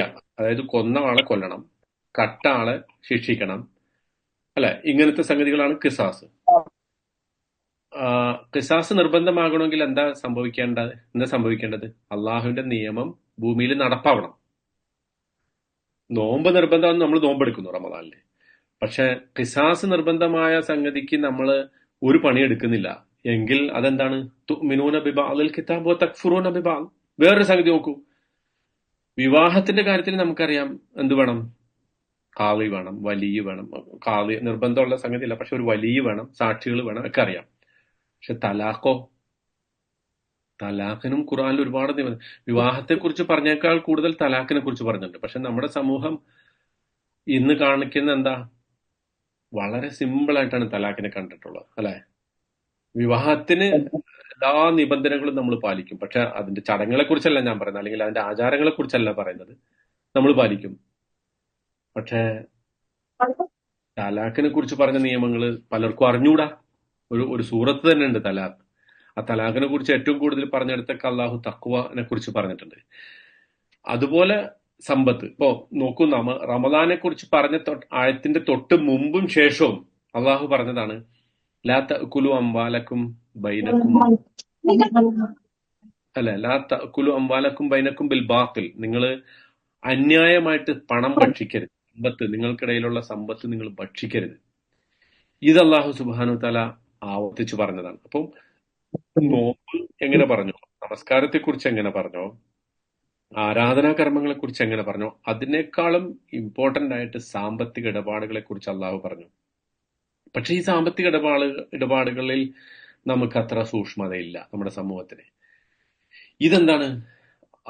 അഫതുമിനൂന ബിബഅദിൽ കിതാബ് വതക്ഫുറൂന ബിബഅദ്. നിങ്ങളിൽ ചിലത് സ്വീകരിക്കുന്നു, ചിലത് അവിശ്വസിക്കുന്നു. ചിലത് വിശ്വസിക്കുന്നു, ചിലത് അവിശ്വസിക്കപ്പെട്ടാണ്. ഇങ്ങോട്ടാണോ സംസാരിക്കുന്ന ആരെങ്കിലും? അല്ല, ഓക്കെ, ശരി. അപ്പോ ഇതാണ് ഈ വാസ്തവത്തിൽ ചില ആളുകൾ വിശ്വസിക്കുന്ന എന്തിനാ? ഇപ്പൊ നോക്കൂ, ഈ അഫ അമിനു അന്ത്യഹും ഹാഷിയത്തുമിനു, അള്ളാഹുവിന്റെ ശിക്ഷയെക്കുറിച്ച് നിങ്ങൾ നിർഭയരാണോ എന്ന് ചോദിക്കുന്നുണ്ടല്ലോ. അതും ഒരു ബന്ധമുണ്ട്. അതായത് പലരും ഈ അള്ളാഹുവിൽ പങ്കുചേർക്കുന്ന ആളുകൾ, അവര് നമ്മളെ രക്ഷിക്കുമെന്ന് വിചാരിച്ചിട്ടാണ് പങ്കുചേർക്കുന്നത്, അല്ലെ? അപ്പൊ ജീസസിനെ വിളിച്ച് പ്രാർത്ഥിക്കുന്ന ക്രിസ്ത്യാനികള്, അവരുടെ വിശ്വാസം എന്താ? ജീസസ് വന്നത് എന്തിനാ ഭൂമിയിലേക്ക്? യേശുക്രിസ്തു വന്നത് എന്തിനാ? അവരുടെ വിശ്വാസം ഉണ്ടോ ഞാൻ ചോദിക്കണം? യേശുക്രിസ്തു വന്നത് നമ്മുടെ പാപങ്ങളെ ഏറ്റെടുക്കാനാണ് എന്ന് പറഞ്ഞാൽ അതിന്റെ അർത്ഥം നമ്മുടെ പാപങ്ങളിൽ നിന്ന് നമ്മളെ അള്ളാഹുവിന്റെ മുമ്പിൽ നിന്ന് രക്ഷിക്കാൻ ആര് മതി? ജീസസ് മതി. മനസ്സിലായോ? പിന്നെ മുഹിദ്ദീൻ ഷേഖിനെയും മറ്റേ റിഫായി ഷേഖിനെയൊക്കെ വിളിച്ച് പ്രാർത്ഥിക്കുന്ന ആളുകൾ പറയണ എന്താ? അള്ളാഹിന്റെ അടുത്ത് നമുക്ക് വേണ്ടി ശുപാർശ ചെയ്യാൻ, ഷഫാത്ത് ചെയ്യാൻ ഇവരൊക്കെ ഉണ്ടാവും. ഈ ബദരിങ്ങൾ ഉണ്ടാവും, ഉഹദിൽ സാക്ഷികളായിട്ട് അവരെ വിളിച്ച് പ്രാർത്ഥിച്ച അങ്ങനെ കിട്ടും.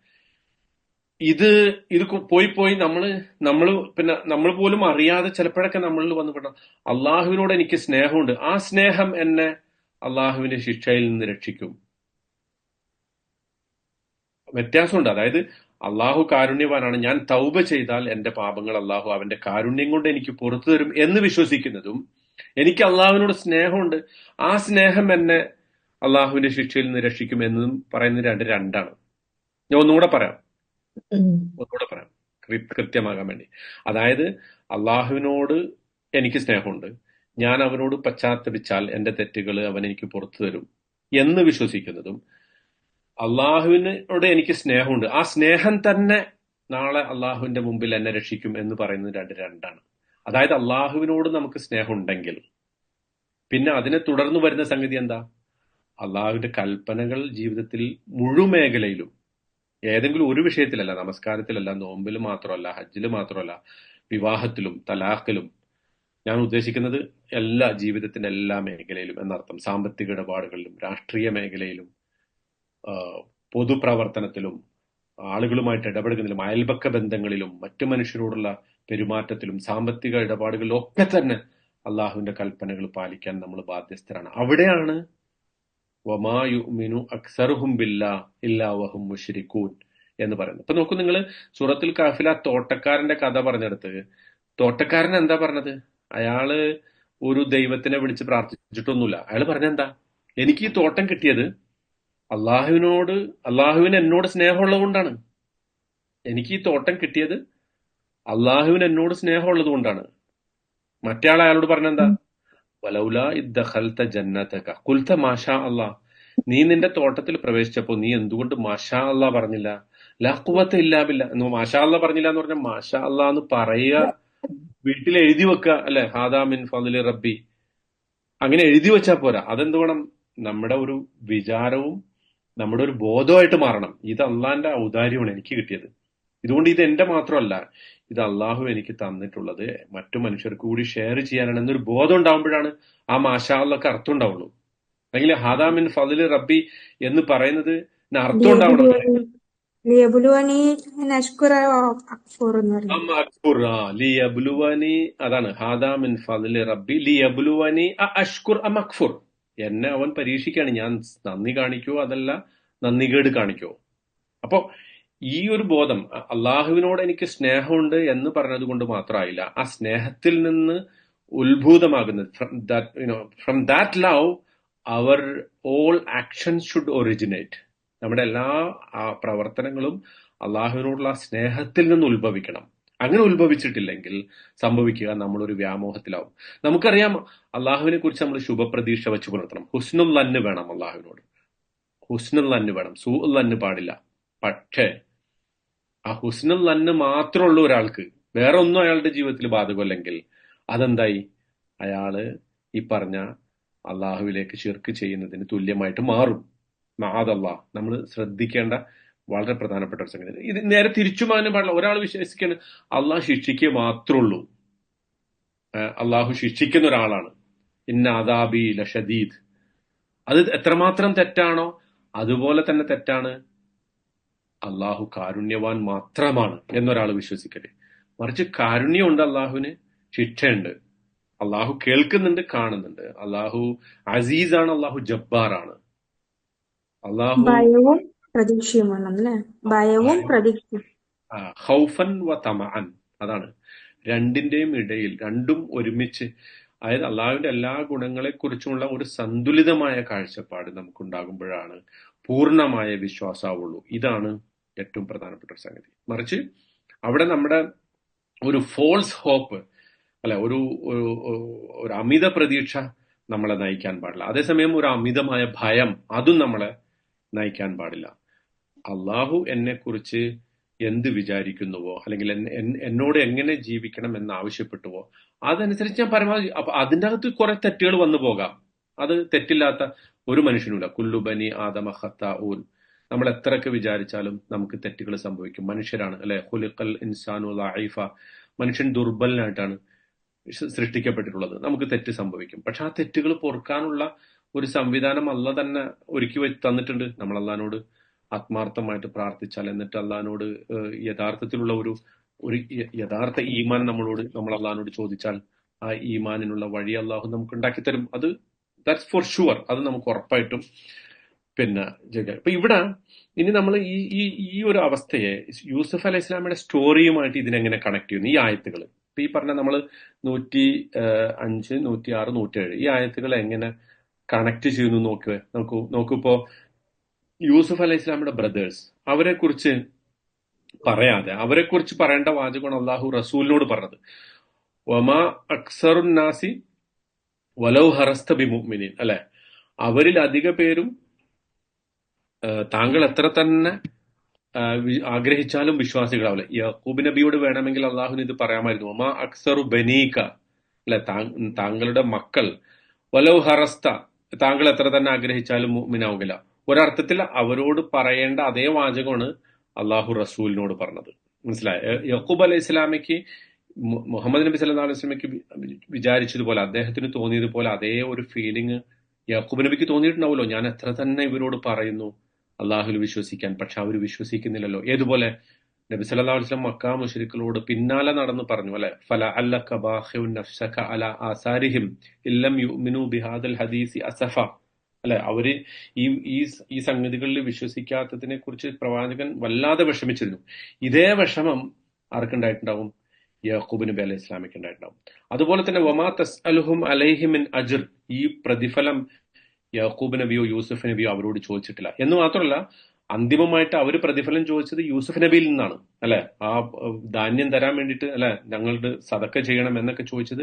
അപ്പൊ ഒരർത്ഥത്തിലും ജീവിതത്തിന്റെ ഒരു ഘട്ടത്തിലും യാക്കൂബ് നബിയോ യൂസുഫ് നബിയോ അവരോട് പ്രതിഫലം ചോദിച്ചില്ല. എന്ന് മാത്രമല്ല, തന്റെ വിഷമം അവരോട് പറയാൻ പോലും യാക്കൂബ് നബി നിന്നിട്ടില്ല. ഇന്നമാ അഷ്കു ബസ്സി വ ഹുസ്നി ഇലല്ലാഹ് എന്നാ പറഞ്ഞത്. നിങ്ങൾ എന്റെ വിഷമം ഒന്ന് കേൾക്കൂ. അല്ലെ, ഒരു മനുഷ്യന് അന്തിമമായിട്ട് തന്റെ മക്കളും കുടുംബക്കാരും ഒക്കെ കേൾക്കേണ്ടത് എന്താ? അയാളുടെ ഒരു ഒറ്റപ്പെട്ട അവസ്ഥയിൽ, ഏകാന്തമായ അവസ്ഥയിൽ തന്റെ വിഷമവും ദുഃഖവും സങ്കടവും ഒക്കെ കേൾക്കാൻ ആരെങ്കിലും ഉണ്ടാവാന്നുള്ളതാണ്. അതിനുപോലും ആ മക്കളോട് അദ്ദേഹം ആവശ്യപ്പെട്ടിട്ടില്ല. ഞാൻ എന്റെ വിഷമവും സങ്കടവും ഒക്കെ അള്ളഹാനോട് പറഞ്ഞോളാം എന്നാണ് പറഞ്ഞത്. ഓക്കെ, അത് പിന്നെ ഇൻ ഹുവ ഇല്ലാ ദിക്റുൽ ലിൽ ആലമീൻ, അപ്പൊ അള്ളാഹു യാക്കൂബ് നബിയോടും പറഞ്ഞത് അത് തന്നെയായിരിക്കണം. എന്ത്, താങ്കളുടെ മക്കൾ ഇതിൽ വിശ്വസിച്ചിട്ടില്ലെങ്കിലും അന്തിമമായിട്ട് താങ്കളുടെ സന്താന പരമ്പരകളിൽ ഇത് വരും. അത് പിന്നീട് സംഭവിച്ചല്ലോ. യാക്കൂബ് നബിയുടെ മക്കളാണ് പിന്നീട് അവസാനം അവർ വിശ്വസിച്ചു എന്ന് മാത്രമല്ല, അവരുടെ പരമ്പരകളിൽ നിന്നാണ് പിന്നെ ബനു ഇസ്രായേൽ ഉണ്ടായത്. അപ്പോ ആ അർത്ഥത്തില് വക്കഅയ്യിൻ ആയത്തിൻ എന്നുള്ളിടത്ത് അവരുടെ യാക്കൂബ് നബിയുടെ മക്കളെ സംബന്ധിച്ചിടത്തോളം ഒരുപാട് ദൃഷ്ടാന്തങ്ങൾ, അവരുടെ വാപ്പ തന്നെ അവർക്കൊരു ദൃഷ്ടാന്തമാണ്. കാരണം വാപ്പ തന്നെ ആരാണ്? ഒരു പ്രവാചകനാണ്. അതുപോലെ തന്നെ ആ ക്ഷാമം അത് അവർക്കൊരു ദൃഷ്ടാന്തമാണ്, അല്ലെ? ഇത്തരം ക്ഷാമങ്ങൾ, ഇത്തരം പ്രകൃതി ദുരന്തങ്ങളൊക്കെ അള്ളാഹുവിന്റെ ഒരു ദൃഷ്ടാന്തമാണ്. അള്ളാഹു തന്നെ അതിനെക്കുറിച്ച് ഖുറാനിൽ പറയുന്നത് അത്തരം ക്ഷാമങ്ങളും അത്തരം പ്രകൃതി ദുരന്തങ്ങളും ഒക്കെ അള്ളാഹു വെക്കുന്നത് എന്തിനാണ്? ലഅല്ലഹും യതളറഊൻ, അവര് വിനയാന്യതരായിട്ട് മടങ്ങാൻ വേണ്ടിയാണ്. ഇപ്പൊ നമ്മൾ കാലിഫോർണിയയിലെ ഫയർ കാണുമ്പോൾ നമ്മൾ പറയും അതിനെക്കുറിച്ച് അത് അവർക്ക് വന്ന ശിക്ഷയാണ്. അല്ല, അങ്ങനെയല്ല.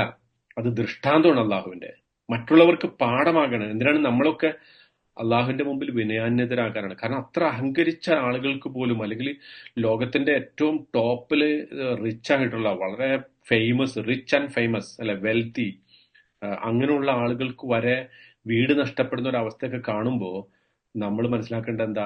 അത് നാളെ എവിടെയും സംഭവിക്കാം, ലോകത്ത് എവിടെയും സംഭവിക്കാം. അവരെത്ര തന്നെ അഹങ്കരിച്ചാലും എത്ര തന്നെ വലിയ മേനി നടിച്ചാലും അന്തിമമായിട്ട് ഇത്തരം അവസ്ഥകൾ വരുമ്പോൾ മനുഷ്യർ വിനയാന്യതരാകേണ്ട ഒരു അവസ്ഥയാണ്. അപ്പോൾ ആ ഒരു വസ്തുത യൂസുഫ് അലൈഹി ഇസ്ലാമയുടെ സഹോദരങ്ങൾക്ക് ഉണ്ടായിട്ടുണ്ട്. അള്ളാഹു അവർക്ക് അള്ളാഹുവിന്റെ ദൃഷ്ടാന്തങ്ങൾ അവരുടെ മുമ്പിൽ കാണിച്ചു കൊടുത്തിട്ടുണ്ട്. പക്ഷെ ഒമായുമിനു അക്സറഹും ബിമുശ്രിക്കിൻ, അവരും അധിക പേരും വിശ്വസിച്ചിട്ടില്ല. കാരണം എന്താ? അവര് യാക്കൂബ് നബിയുടെ മക്കൾ എന്നുള്ള നിലക്ക് അവർക്ക് അള്ളാഹുൽ വിശ്വാസം ഉണ്ടായിരുന്നു. പക്ഷെ അള്ളാഹുൽ വിശ്വാസം ഉണ്ടായതോടൊപ്പം തന്നെ അവർ വിചാരിച്ചത് നഹ്നു ഉസ്ബ, ഞങ്ങളൊരു സംഘമാണ്, ഞങ്ങൾ വിചാരിച്ചത് ഞങ്ങൾക്ക് ചെയ്യാൻ പറ്റും, അല്ലെ? യൂസുഫ് നബിയെ കൊണ്ടുപോയി കിണറ്റിലിട്ടു. അതിന്റെ ആ ഒരു സത്യം യാക്കൂബ് നബിയുടെ മുമ്പിൽ മൂടിവെച്ചു. അപ്പൊ അവരുടേതായിട്ടുള്ള പ്രൈഡിലും അവരുടേതായിട്ടുള്ള അരോഗൻസിലും അവരുടേതായിട്ടുള്ള ഒരുപാട് പിന്നെ ഫേക്ക് ഐഡിയാസിലും ഒക്കെയാണ് അവരും വിശ്വസിച്ചത്. ആ അർത്ഥത്തിൽ അവർ ശിർക്ക് ചെയ്തുകൊണ്ട് തന്നെയാണ് വിശ്വസിച്ചത്. അപ്പൊ ഇവിടെ നോക്കൂ, സാധാരണഗതിയിൽ ഒരു പ്രവാചകന്റെ കഥ പറയുമ്പോൾ അള്ളാഹു പലപ്പോഴും ഇപ്പം ആദ് സമൂഹത്തിന്റെ കഥ, സമൂത് ഗോത്രത്തിന്റെ കഥ, ഇതൊക്കെ പറഞ്ഞപ്പോ ഒരു പ്രവാചകൻ അവരോട് വന്നിട്ട് അള്ളാഹുവിന്റെ കാര്യം പറഞ്ഞിട്ട് അവർ വിശ്വസിച്ചിട്ടില്ലെങ്കിൽ ആ സമൂഹത്തെ അള്ളാഹു നശിപ്പിച്ചു കളയും, അല്ലെ? അങ്ങനെയാണ് പല പ്രവാചകന്മാരുടെയും കഥ. അപൂർവം ചില പ്രവാചകന്മാർ മാത്രമേ അതിൽ നിന്ന് രക്ഷപ്പെട്ടിട്ടുള്ളൂ. പക്ഷെ ഇവിടെ യൂസുഫ് നബിയുടെ കഥ പറയുമ്പോൾ ഇവര് ഒരുപാട് ദൈവങ്ങളിൽ വിശ്വസിക്കുകയും ഒക്കെ ചെയ്തിട്ടുണ്ടെങ്കിലും അവരെ അള്ളാഹു നശിപ്പിച്ചിട്ടില്ല. ആ പിന്നെ ദൈവങ്ങളിൽ നിന്ന്, അല്ലെങ്കിൽ അതേ ദൈവങ്ങളുടെ വിശ്വാസം ഉണ്ടായതോടൊപ്പം തന്നെ ഈ പ്രവാചകനിൽ അവസാനം അന്തിമമായിട്ട് അവർ വിശ്വസിക്കുന്ന ഒരു അവസ്ഥയാണ് അള്ളാഹു സൃഷ്ടിച്ചിട്ടുള്ളത്. എന്ന് പറഞ്ഞാല് വേറൊരു സംഭവം നോക്കൂ. ഇപ്പൊ യൂസുഫ് നബി അലൈഹി ഇസ്ലാം അവരോട് നിങ്ങൾ അള്ളാഹുൽ വിശ്വസിച്ചിട്ടില്ലെങ്കിൽ നിങ്ങളെ അള്ളാഹു നശിപ്പിക്കും എന്നുപോലും അവരോട് പറയുന്നില്ല. എന്ന് പറഞ്ഞാൽ ചില സന്ദർഭങ്ങളിൽ അങ്ങനെയും നമുക്ക് പ്രബോധനം ചെയ്യാം. സോഫ്റ്റ് ദാവ എന്ന് വേണമെങ്കിൽ അതിനെ പറയാം. ഒരു ഹാർഡ് കോർ ദാവ ഉണ്ട്, സോഫ്റ്റ് ദാവ ഉണ്ട്. എന്ന് പറഞ്ഞാൽ ചില പ്രവാചകന്മാരെ നിങ്ങൾ വിശ്വസിച്ചിട്ടില്ലെങ്കിൽ അള്ളാഹു നിങ്ങളെ നശിപ്പിച്ചു കളയും എന്ന് പറയുന്ന പ്രവാചകന്മാരെ നമുക്ക് കാണാം. പക്ഷെ ഇവിടെ യൂസുഫ് നബി എന്താ ചെയ്തത്? അവരോട് അർബാബുൻ മുത്തഫറഖൂന ഖൈറുൻ അമില്ലാഹുൽ വാഹിദുൽ ഖഹാർ, അവരോട് ചോദിക്കാണ്, നിങ്ങൾ വിശ്വസിക്കുന്ന ഒരുപാട് ദൈവങ്ങളെ, ഒരുപാട് റബ്ബുകളുണ്ടല്ലോ, ആ റബ്ബാണോ ഖൈർ, അതല്ല അള്ളാഹുവാണോ? ഇങ്ങനെ അവരോടൊരു ആ അർത്ഥത്തിൽ അവരോടൊരു സോഫ്റ്റ് ആയിട്ട് മാത്രം സംസാരിക്കുന്ന യൂസുഫ് നബിയാണ് നമുക്ക് കാണാൻ സാധിക്കുക. അപ്പോ അള്ളാഹുവിനെ കുറിച്ച് പറയുന്നുണ്ട്, പക്ഷേ അന്തിമമായിട്ട് അവരെന്ത് ചെയ്യുന്നില്ല? അള്ളാഹുവിൽ വിശ്വസിക്കുന്നില്ല. ഇപ്പം ആ രാജാവിനെ തന്നെ നോക്കൂ. രാജാവിന്റെ യഥാർത്ഥത്തിലുള്ള മതവിശ്വാസം എന്താ? ഒരു പാഗനിസമാണ്, അല്ലെ? കാരണം സ്വപ്നം കണ്ടപ്പോ ആ സ്വപ്നത്തെ കുറിച്ച് രാജാവ് അവരോട് പറഞ്ഞു, നിങ്ങൾ ഇതിന്റെ വ്യാഖ്യാനം പറഞ്ഞുകൊണ്ടുവാ. അപ്പൊ അവര് സ്വാഭാവികമായിട്ട് അവരുടെ പുരോഹിതന്മാരോടൊക്കെ ചോദിച്ചിട്ട് ഒരു വ്യാഖ്യാനം, അവര് പറഞ്ഞ വ്യാഖ്യാനം എന്താ? അൽഗാസു അഹ്ലാം, ഇതൊക്കെ ഞങ്ങള് മന്ത്രമൊക്കെ നടത്തിയിട്ട് ഞങ്ങൾക്ക് തോന്നിയത് ഇതൊക്കെ ദുർസ്വപ്നങ്ങളാണ്. പക്ഷെ അവസാനം യൂസുഫ് നബി അലൈഹി സ്വലാം വന്ന് സ്വപ്നം പറഞ്ഞപ്പോ ആ സ്വപ്നത്തെ അയാൾ എടുത്തു. അപ്പോ യൂസുഫ് നബി പറയുന്നു ദാലിക്ക മിമ്മ അല്ലമിനി റബ്ബി, ഇത് എന്റെ റബ്ബ് എന്നെ പഠിപ്പിച്ച കാര്യമാണ് എന്ന് പറഞ്ഞാൽ അള്ളാഹുവിനെ കുറിച്ച് അവരോട് പറഞ്ഞു ആ രാജാവിനോട്. അത് മാത്രം രാജാവ് എടുത്തു. യൂസുഫ് നബി പറഞ്ഞ ആ സ്വപ്നത്തെ കുറിച്ച് പറഞ്ഞ കാര്യം മാത്രമേ രാജാവ് എടുത്തിട്ടുള്ളൂ. യൂസുഫ് നബിയുടെ അള്ളാഹുവിൽ ആ രാജാവ് വിശ്വസിച്ചോ? ഇല്ല, വിശ്വസിച്ചിട്ടില്ല. അപ്പൊ അങ്ങനെയും ചില മനുഷ്യരുണ്ടാകും. ചില ദഅവകളിൽ നമ്മൾ അള്ളാഹുവിന്റെ ദീനിന്റെ പ്രബോധനം നടത്തുമ്പോൾ അങ്ങനെയും ചില ആളുകൾ ഉണ്ടാവും. പക്ഷേ ഇപ്പൊ നമ്മൾ നോക്കൂ, മുസ്ലിങ്ങൾ ഇപ്പോൾ ഒരു മൾട്ടി കൾച്ചറൽ സൊസൈറ്റിയിൽ ജീവിക്കുമ്പോൾ പലപ്പോഴും നമുക്ക് അനുഭവമുള്ള ആളുകൾ വന്നിട്ട് പറയും, നിങ്ങളുടെ ആ ബാങ്ക് കേൾക്കുമ്പോൾ ഞങ്ങൾക്കൊരു സമാധാനമുണ്ട്, ആശ്വാസമുണ്ട്. അല്ലെങ്കിൽ നിങ്ങളുടെ പള്ളിയിൽ വന്ന് ഇരിക്കുമ്പോൾ, ചിലപ്പോൾ പള്ളിയിലൊക്കെ നമ്മൾ ആളുകളെ ക്ഷണിച്ചുകൊണ്ടെന്നാൽ ആളുകൾ ആ പള്ളിയിൽ വന്നിരിക്കുമ്പോൾ അവർ പറയൂ, ആ പള്ളിയിൽ ഇരിക്കുമ്പോൾ നമുക്കൊരു പ്രത്യേകമായ ഒരു ഒരു ഒരു ഒരു സമാധാനം കിട്ടുന്നുണ്ട്. പക്ഷേ അതിൽ നിന്നൊക്കെ പൂർണ്ണമായിട്ടും ഈ വിശ്വാസത്തിലേക്ക് വരുന്ന കുറച്ച് ആളുകൾ ഉണ്ടാവുള്ളൂ. കാരണം എന്താ, അവര് അപ്പോഴും അവരുടെ ദൈവങ്ങൾ, പക്ഷെ ജീസസ് ഈസ് ഗുഡ്, പക്ഷെ എന്റെ അമ്പലമാണ് എനിക്ക് ഏറ്റവും നല്ലത് എന്ന് വിശ്വസിക്കുന്ന ആളുകൾ. അതാണ് ഒമാ യുമിനു അക്സറുഹും ഇല്ലാ വഹും മുശ്രിക്കൂൻ. അവർക്ക് ഇത്തരം, അതിന്റെ അർത്ഥം അങ്ങനെയൊന്നും വേണ്ടാന്നൊന്നുമല്ല കേട്ടോ. അതായത് നമ്മുടെ പള്ളികളിലേക്ക് ആളുകളെ ക്ഷണിക്കണം, നമ്മുടെ ബാങ്ക് കേൾപ്പിക്കണം, നമ്മളെ ദീനിനെ കുറിച്ച് പറയുമ്പോൾ അവരുടെ മനസ്സിൽ ഇത്തരം ചില വിചാരങ്ങളെ ആദ്യത്തിൽ ഉണ്ടാവുള്ളൂ. അവസാനം ഒരു പക്ഷെ അവർ വിശ്വസിച്ചേക്കാം, ഏതുപോലെ യൂസുഫ് നബിയുടെ ബ്രദേഴ്സ് വിശ്വസിച്ചതുപോലെ. പക്ഷെ അധികം ആളുകളും അങ്ങനെ വിശ്വസിക്കാത്തൊരവസ്ഥയിൽ തന്നെ ഉണ്ടാവുക. ഇപ്പൊ നമ്മൾ കാണുന്നു, അങ്ങനെയും ചില ആളുകളെ കാണുന്നു അല്ലെ, ചില സർവമത സത്യവാദികൾ, പ്രത്യേകിച്ച് രാഷ്ട്രീയക്കാരെ പോലെ അവരെല്ലാ മതത്തിനെയും ഇങ്ങനെ കൊണ്ടു നടക്കും. മുസ്ലിം മതത്തിന്റെ ഇഫ്താറും അവർ സംഘടിപ്പിക്കും, അവർ ക്രിസ്മസും സംഘടിപ്പിക്കും, അവരെല്ലാം സംഘടിപ്പിക്കും. അപ്പോൾ അത്തരം ആളുകൾ എല്ലായിടത്തും ഉണ്ടാവും. അതല്ലെങ്കിൽ ഈ മതങ്ങളൊക്കെ തമ്മിൽ തല്ലിച്ചിട്ട് ബെനിഫിറ്റ് ഉണ്ടാക്കുന്ന പൊളിറ്റീഷ്യൻസിനെ നമുക്ക് കാണാൻ പറ്റും. പക്ഷെ അതിനപ്പുറത്തേക്ക് ഒരു മുസ്ലിം എന്നുള്ള നിലക്ക് നമ്മൾ വേണ്ടത് നമ്മുടെ മതത്തെ, നമ്മുടെ ദീനിനെ അതിനെ അടിയുറച്ച് വിശ്വസിക്കാനും അതിനെ പ്രചരിപ്പിക്കാനും. ഇപ്പൊ യൂസുഫ് നബി അലൈഹി സ്വലാമയുടെ പാഠം നമുക്ക് അതാണ് പഠിപ്പിച്ചിരുന്നത്. കാരണം ഇത്രയും പ്രധാനപ്പെട്ട ഒരു പൊസിഷനിൽ ഇരുന്നുകൊണ്ട് തന്നെ അദ്ദേഹം അള്ളാഹുവിനെ കുറിച്ച് അവരോട് പറയുന്നു, അള്ളാഹു പഠിപ്പിച്ച സംഗതികളെ കുറിച്ച് പറയുന്നു. അത് ആ സമൂഹത്തിൽ, ഒരു നോൺ മുസ്ലിം സൊസൈറ്റിയിൽ തന്റെ വിശ്വാസത്തെ അവരുടെ വിശ്വാസവുമായി യോജിക്കാതെ, അല്ലെങ്കിൽ അതുമായിട്ട് അങ്ങോട്ട് ചേരാതെ, ഇപ്പോ യൂറോപ്പിലൊക്കെ ആളുകൾ പറഞ്ഞുകൊണ്ടിരിക്കുന്ന അതാണ്, മുസ്ലിങ്ങൾ എന്തുകൊണ്ട് അസിമിലേറ്റ് ചെയ്യുന്നില്ല, അവരുടെ വിശ്വാസത്തിലേക്ക് എന്തുകൊണ്ട് അങ്ങോട്ട് ചേരുന്നില്ല എന്നുള്ളതാണ്. അത് നമുക്ക് പറ്റൂല. അവരുടെ ആദർശവും ഒക്കെ രണ്ട് തന്നെയാണ്. നമുക്ക് പക്ഷെ നമ്മുടെ വിശ്വാസത്തിൽ അടിയുറച്ച് നിന്നുകൊണ്ട് തന്നെ മനുഷ്യരെന്നുള്ള നിലക്ക്, ഒരു സൊസൈറ്റി എന്നുള്ള നിലക്ക് നമുക്ക് എന്ത് ചെയ്യാം, അവരുമായിട്ട് കോപ്പറേറ്റ് ചെയ്യാം. പക്ഷെ അതിന്റെ അർത്ഥം നമ്മൾ നമ്മുടെ ആദർശത്തെയോ നമ്മുടെ വ്യക്തിത്വത്തെയോ നമ്മുടെ ഐഡന്റിറ്റിയെയോ അടിയറവ് വെക്കണം എന്നതല്ല. ഇതാണ് അള്ളാഹു സുബ്ഹാനഹു തആല വിശ്വാസികൾ എന്നുള്ള നിലക്ക് നമ്മളോട് ആവശ്യപ്പെടുന്നത്. ഇപ്പൊ ഇവിടെ വേറൊരു സംഗതി കൂടി ഉണ്ട്. ഇതിന്റെയൊക്കെ ഡയറക്റ്റ് ഓഡിയൻസ് ആരാണ്? ഖുറൈശികളാണ്. പക്ഷെ ഇത് ഇൻഡയറക്ട്ലി ഇതാരോട് പറയുന്നുണ്ട്? ജൂതന്മാരോട് പറയുന്നുണ്ട്. കാരണം ഈ സ്റ്റോറി, യൂസുഫ് അലൈഹി സ്വലാമയുടെ സ്റ്റോറി അൾട്ടിമേറ്റ്ലി ഒരു ജൂവിഷ് സ്റ്റോറിയാണല്ലോ. കാരണം എന്താ, യാക്കൂബ് നബി ആരാ? ഇസ്രായേല്. ആ ഇസ്രായേൽ സന്തതികളാണ് ജൂതന്മാർ അല്ലെ, ബനി ഇസ്രായേൽ എന്ന് വിളിക്കുന്നത് ജൂതന്മാരാണ്. അപ്പോൾ യൂസുഫ് നബിയുടെ സ്റ്റോറി വാസ്തവത്തിൽ ഒരു ജൂയിഷ് സ്റ്റോറിയാണ്. അപ്പൊ അതുകൊണ്ട് തന്നെ ഇതിന്റെ പ്രധാനപ്പെട്ട ഒരു ഓഡിയൻസ് ആരാണ്? ജൂതന്മാരാണ്. ഇവിടെ അള്ളാഹു അവരോട് പറയുന്ന ഏറ്റവും പ്രധാനപ്പെട്ട ഒരു കാര്യം, നിങ്ങൾ യൂസുഫിനെയും അവന്റെ സഹോദരനെയും, അദ്ദേഹത്തിന്റെ സഹോദരനെയും, യൂസുഫ് നബി അലൈഹി സ്വലാമിയെയും അദ്ദേഹത്തിന്റെ സഹോദരനെയും എന്തുകൊണ്ട് അദ്ദേഹത്തിന്റെ ബ്രദേഴ്സ് വെറുത്തു? അവരുടെ മദർ വേറെയാണ്. നിങ്ങൾ അതേ വെറുപ്പ് പ്രവാചകനോട് കാണിക്കുന്നു. മുഹമ്മദ് നബി സല്ലല്ലാഹു അലൈഹി വസല്ലമയും അദ്ദേഹത്തിന്റെ പിതാവായിട്ടുള്ള ഇസ്മായിൽ, പിതാവ് എന്ന് പറഞ്ഞാൽ ആ പിതാവിന്റെ പരമ്പരയിൽപ്പെട്ട ഇസ്മായിൽ നബിയെയും നിങ്ങൾ മാറ്റി നിർത്തുന്നു. കാരണം എന്താ? ഇസ്ഹാഖ് നബിയുടെ മദർ വേറെയാണ്, ഇസ്മായിൽ നബിയുടെ മദർ വേറെയാണ്. അപ്പൊ യൂസുഫ് നബിയുടെ ബ്രദേഴ്സ് ചെയ്ത അതേ കുറ്റം, അതേ തെറ്റ്, അത് നിങ്ങൾ ആവർത്തിക്കുന്നു. എന്തുകൊണ്ട് യൂസുഫിനെയും ബിന്യാമിനെയും അദ്ദേഹത്തിന്റെ സഹോദരന്മാര് മാറ്റി നിർത്തിയോ അതേ കാരണം കൊണ്ട് നിങ്ങൾ മുഹമ്മദ് മുസ്തഫ സല്ലല്ലാഹു അലൈഹി വസല്ലമയെയും അദ്ദേഹത്തിന്റെ പരമ്പരയിൽപ്പെട്ട ഇസ്മായിൽ നബിയെയും മാറ്റി നിർത്തുന്നു. കാരണം മാതാവ് വേറെ ആയതുകൊണ്ട്. എന്ന് പറഞ്ഞാൽ അതേ തെറ്റ് നിങ്ങൾ ആവർത്തിക്കുന്നു. നിങ്ങൾ ബനി ഇസ്രായേലാണല്ലോ, സൺസ് ഓഫ് ഇസ്രായേലാണ്. ഇസ്രായേൽ എന്ന് പറയുന്നത് യാക്കൂബ് നബിയുടെ മക്കളാണ്. ആ യാക്കൂബ് നബിയുടെ മകനാണ് യൂസുഫ് നബി. അദ്ദേഹത്തിന്റെ ബ്രദേഴ്സിൽ നിന്ന് യാതൊരു മഹത്വത്തിനോ പാരമ്പര്യത്തിനോ ഒരു കുറവുമില്ല. അതുപോലെ തന്നെ മുഹമ്മദ് നബി സല്ലല്ലാഹു അലൈഹി വസല്ലമയ്ക്ക് ഇബ്രാഹിം നബിയുടെ പാരമ്പര്യത്തിൽ ഒരു കുറവുമില്ല.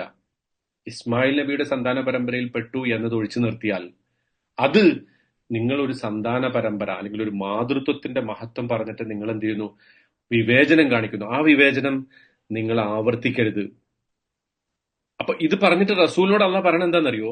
ജൂതന്മാർ ഇങ്ങനെ ചെയ്യുന്നതിൽ താങ്കൾ അത്ഭുതപ്പെടേണ്ടതില്ല. വകഅയ്യിൻ മിൻ ആയത്തിൻ, ഇവർക്ക് എത്രയോ ദൃഷ്ടാന്തങ്ങൾ കഴിഞ്ഞു പോയിട്ടുണ്ട്. ഇപ്പോ മൂസാ നബിയുടെ കഥ പിന്നീട് ഇതിപ്പോ സൂറത്ത് യൂസുഫിലാണല്ലോ ഇത് പറയുന്നത്. ഇതിനുശേഷം ഇനി സൂറത്തുൽ ബഖറ അള്ളാഹു മദീനയിൽ വെച്ച് അവതരിപ്പിക്കാൻ പോകുന്നുണ്ട്. ആ മദീനയിൽ വെച്ച് അവതരിപ്പിക്കുന്ന സൂറത്തുൽ ബഖറയില് പിന്നെ അതിനുശേഷമുള്ള ആറാഫിലൊക്കെ അള്ളാഹു മൂസാ നബിക്ക് കൊടുത്ത ദൃഷ്ടാന്തങ്ങളെ കുറിച്ച് പറയുന്നുണ്ട്. 9 ദൃഷ്ടാന്തങ്ങൾ കൊടുത്തു അല്ലെ. മരിച്ചവരെ ജീവിപ്പിച്ചു, അതുപോലെ തന്നെ പിന്നെ ഈസാ നബിക്ക് കൊടുത്ത ദൃഷ്ടാന്തങ്ങൾ, മൂസാ നബിക്ക് കൊടുത്ത ദൃഷ്ടാന്തങ്ങൾ, അതൊക്കെ ബനി ഇസ്രായേലിൽ വന്ന ദൃഷ്ടാന്തങ്ങളാണ്. ഈ ദൃഷ്ടാന്തങ്ങളൊക്കെ കണ്ടിട്ട് വിശ്വസിക്കാത്ത ആളുകളാണ് ഇവര്. അതുകൊണ്ട് താങ്കൾ ഇപ്പോ ഒരു യൂസുഫ് നബിയുടെ സ്റ്റോറി അവർക്ക് അങ്ങോട്ട് പറഞ്ഞു കൊടുക്കുമ്പോഴേക്കും, ഈ ചരിത്രം പറഞ്ഞു കൊടുക്കുമ്പോഴേക്കും അവര് വിശ്വസിച്ചു കൊള്ളണം എന്നൊരിക്കലും താങ്കള് താങ്കൾ കരുതി അതിനെക്കുറിച്ച് അങ്ങനെ കരുതി താങ്കൾ നിരാശരാകേണ്ടതില്ല. അവർ ഈ ഖുർആനിനെ നിഷേധിക്കുന്നുണ്ടെങ്കിൽ അവർ ഇതിനേക്കാളും വലുത് എന്ന് പറഞ്ഞാൽ അവർക്ക് മുമ്പ് കൺമുന്നിൽ കണ്ടതാണല്ലോ. മൂസാ നബി വടികൊണ്ട് അടിച്ച് ചെങ്കടൽ പിളർന്ന് നേരെ അവര് രക്ഷപ്പെട്ട ആളുകളാണ്. പക്ഷെ തൊട്ടുടനെ എന്താ അവര് ചെയ്തത്?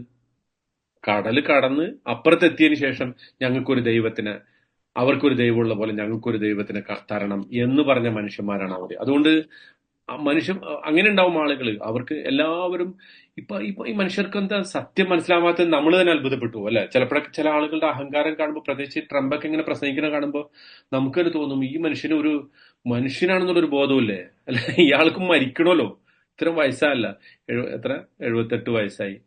പക്ഷെ അഹങ്കാരത്തിന്റെ ആ ഒരു കൈയും കാലും വെച്ചൊരു രൂപം കാണുമ്പോൾ നമുക്ക് തോന്നും പക്ഷെ നമ്മൾ വിചാരിക്കണ പോലെ അല്ല. അവര് വേറൊരു ലെവലിലാണ്, വേറൊരു ലോകത്താണ് അവര് ജീവിച്ചുകൊണ്ടിരിക്കുന്നത്.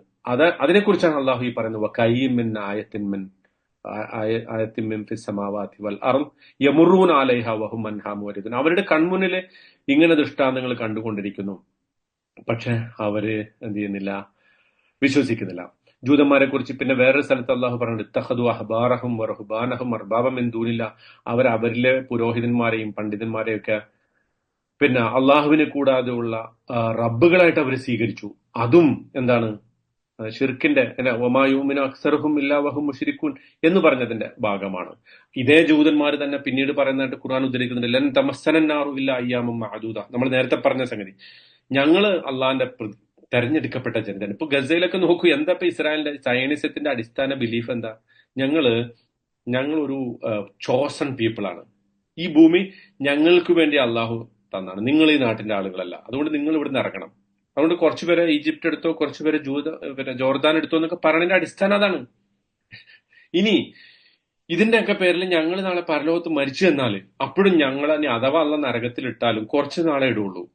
ഞങ്ങൾ വളരെ തെരഞ്ഞെടുക്കപ്പെട്ട ഷഅബുൻ മുഖ്താർ അല്ലെ, തെരഞ്ഞെടുക്കപ്പെട്ട ജനതയാണ്. അതുകൊണ്ട് ലൻ തമസ്സനന്നാറു ഇല്ലാ അയ്യാമൻ മഅദൂദ, ഞങ്ങളെ കുറച്ചു കാലം അള്ളാഹ് നരകത്തിലുള്ളൂ, അത് കഴിഞ്ഞ് ഞങ്ങളെ വീണ്ടും സ്വർഗത്തെ.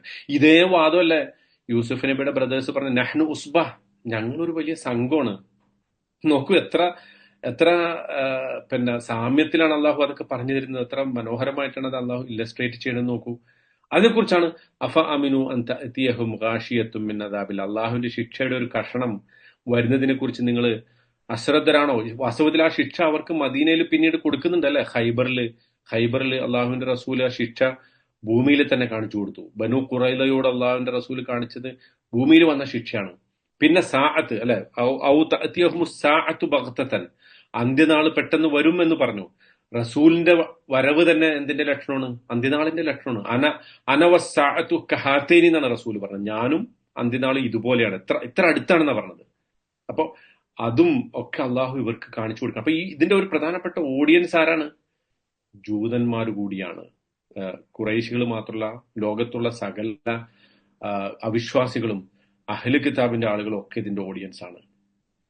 മനസ്സിലായോ? അപ്പൊ ഈ ഒരു പാർട്ടാണ് അള്ളാഹു സുബ്ഹാനഹു വ തആല ഇതിലൂടെ നമുക്ക് പറഞ്ഞു തരുന്നത്. അള്ളാഹു സുബ്ഹാനഹു വ തആല അർത്ഥത്തിൽ വിശുദ്ധ ഖുർആനിനെ സമ്പൂർണമായി മനസ്സിലാക്കാനും അതിന്റെ എല്ലാ വശങ്ങളും ഉൾക്കൊള്ളാനും അതനുസരിച്ച് ജീവിതത്തിൽ പകർത്താനുമുള്ള ഒരു തൗഫീഖ് നൽകി നമ്മെ അനുഗ്രഹിക്കുമാറാകട്ടെ. എന്തെങ്കിലും സംശയങ്ങളുണ്ടോ? തിരിയായ്മ ഉണ്ടോ നമ്മൾ പറഞ്ഞാലേ? Any question? മനസ്സിലായിന്. എങ്ങനെ? മനസ്സിലായില്ലെന്ന് പറയാം. Okay, very good. ഓക്കെ. അള്ളാഹു സുബ്ഹാനഹു വതആല വിശുദ്ധ ഖുർആൻ മനസ്സിലാക്കുകയും അത് ജീവിതത്തിൽ പകർത്തുകയും ചെയ്യുന്ന ആളുകളുടെ കൂട്ടത്തിൽ അനുഗ്രഹിക്കുമാറാകട്ടെ. اجعل جمعنا هذا جمعا مرحوما واجعل تفرقنا من بعده تفرقا معصوما اللهم لا تجعل فينا ولا معنا شقيا ولا محروما اللهم إني أسألك بكل اسم هو لك سميت به نفسك أو استأثرته في علم الغيب عندك أو علمته أحدا من خلقك أن تجعل القرآن العظيم ربيع قلوبنا ونور صدورنا وجلاء همنا وذهاب أحزاننا وهمومنا اللهم علمنا منه ما جهلنا وذكرنا منه ما نسينا اللهم ارزقنا تلاوته آناء الليل وأطراف النهار على الوجه الذي يرضيك عنا اللهم آنس بالقرآن وحشتنا في القبور اللهم اجعل القرآن شفيعا لنا يوم القيامة اللهم اجعله لنا دليلنا إلى جناتك جنات النعيم برحمتك يا أرحم الراحمين سبحان ربك رب العزة عما يصفون وسلام على المرسلين والحمد لله رب العالمين سبحانك اللهم وبحمدك أشهد أن لا إله إلا الله استغفر الله وأتوب إليك السلام عليكم ورحمة الله وبركاته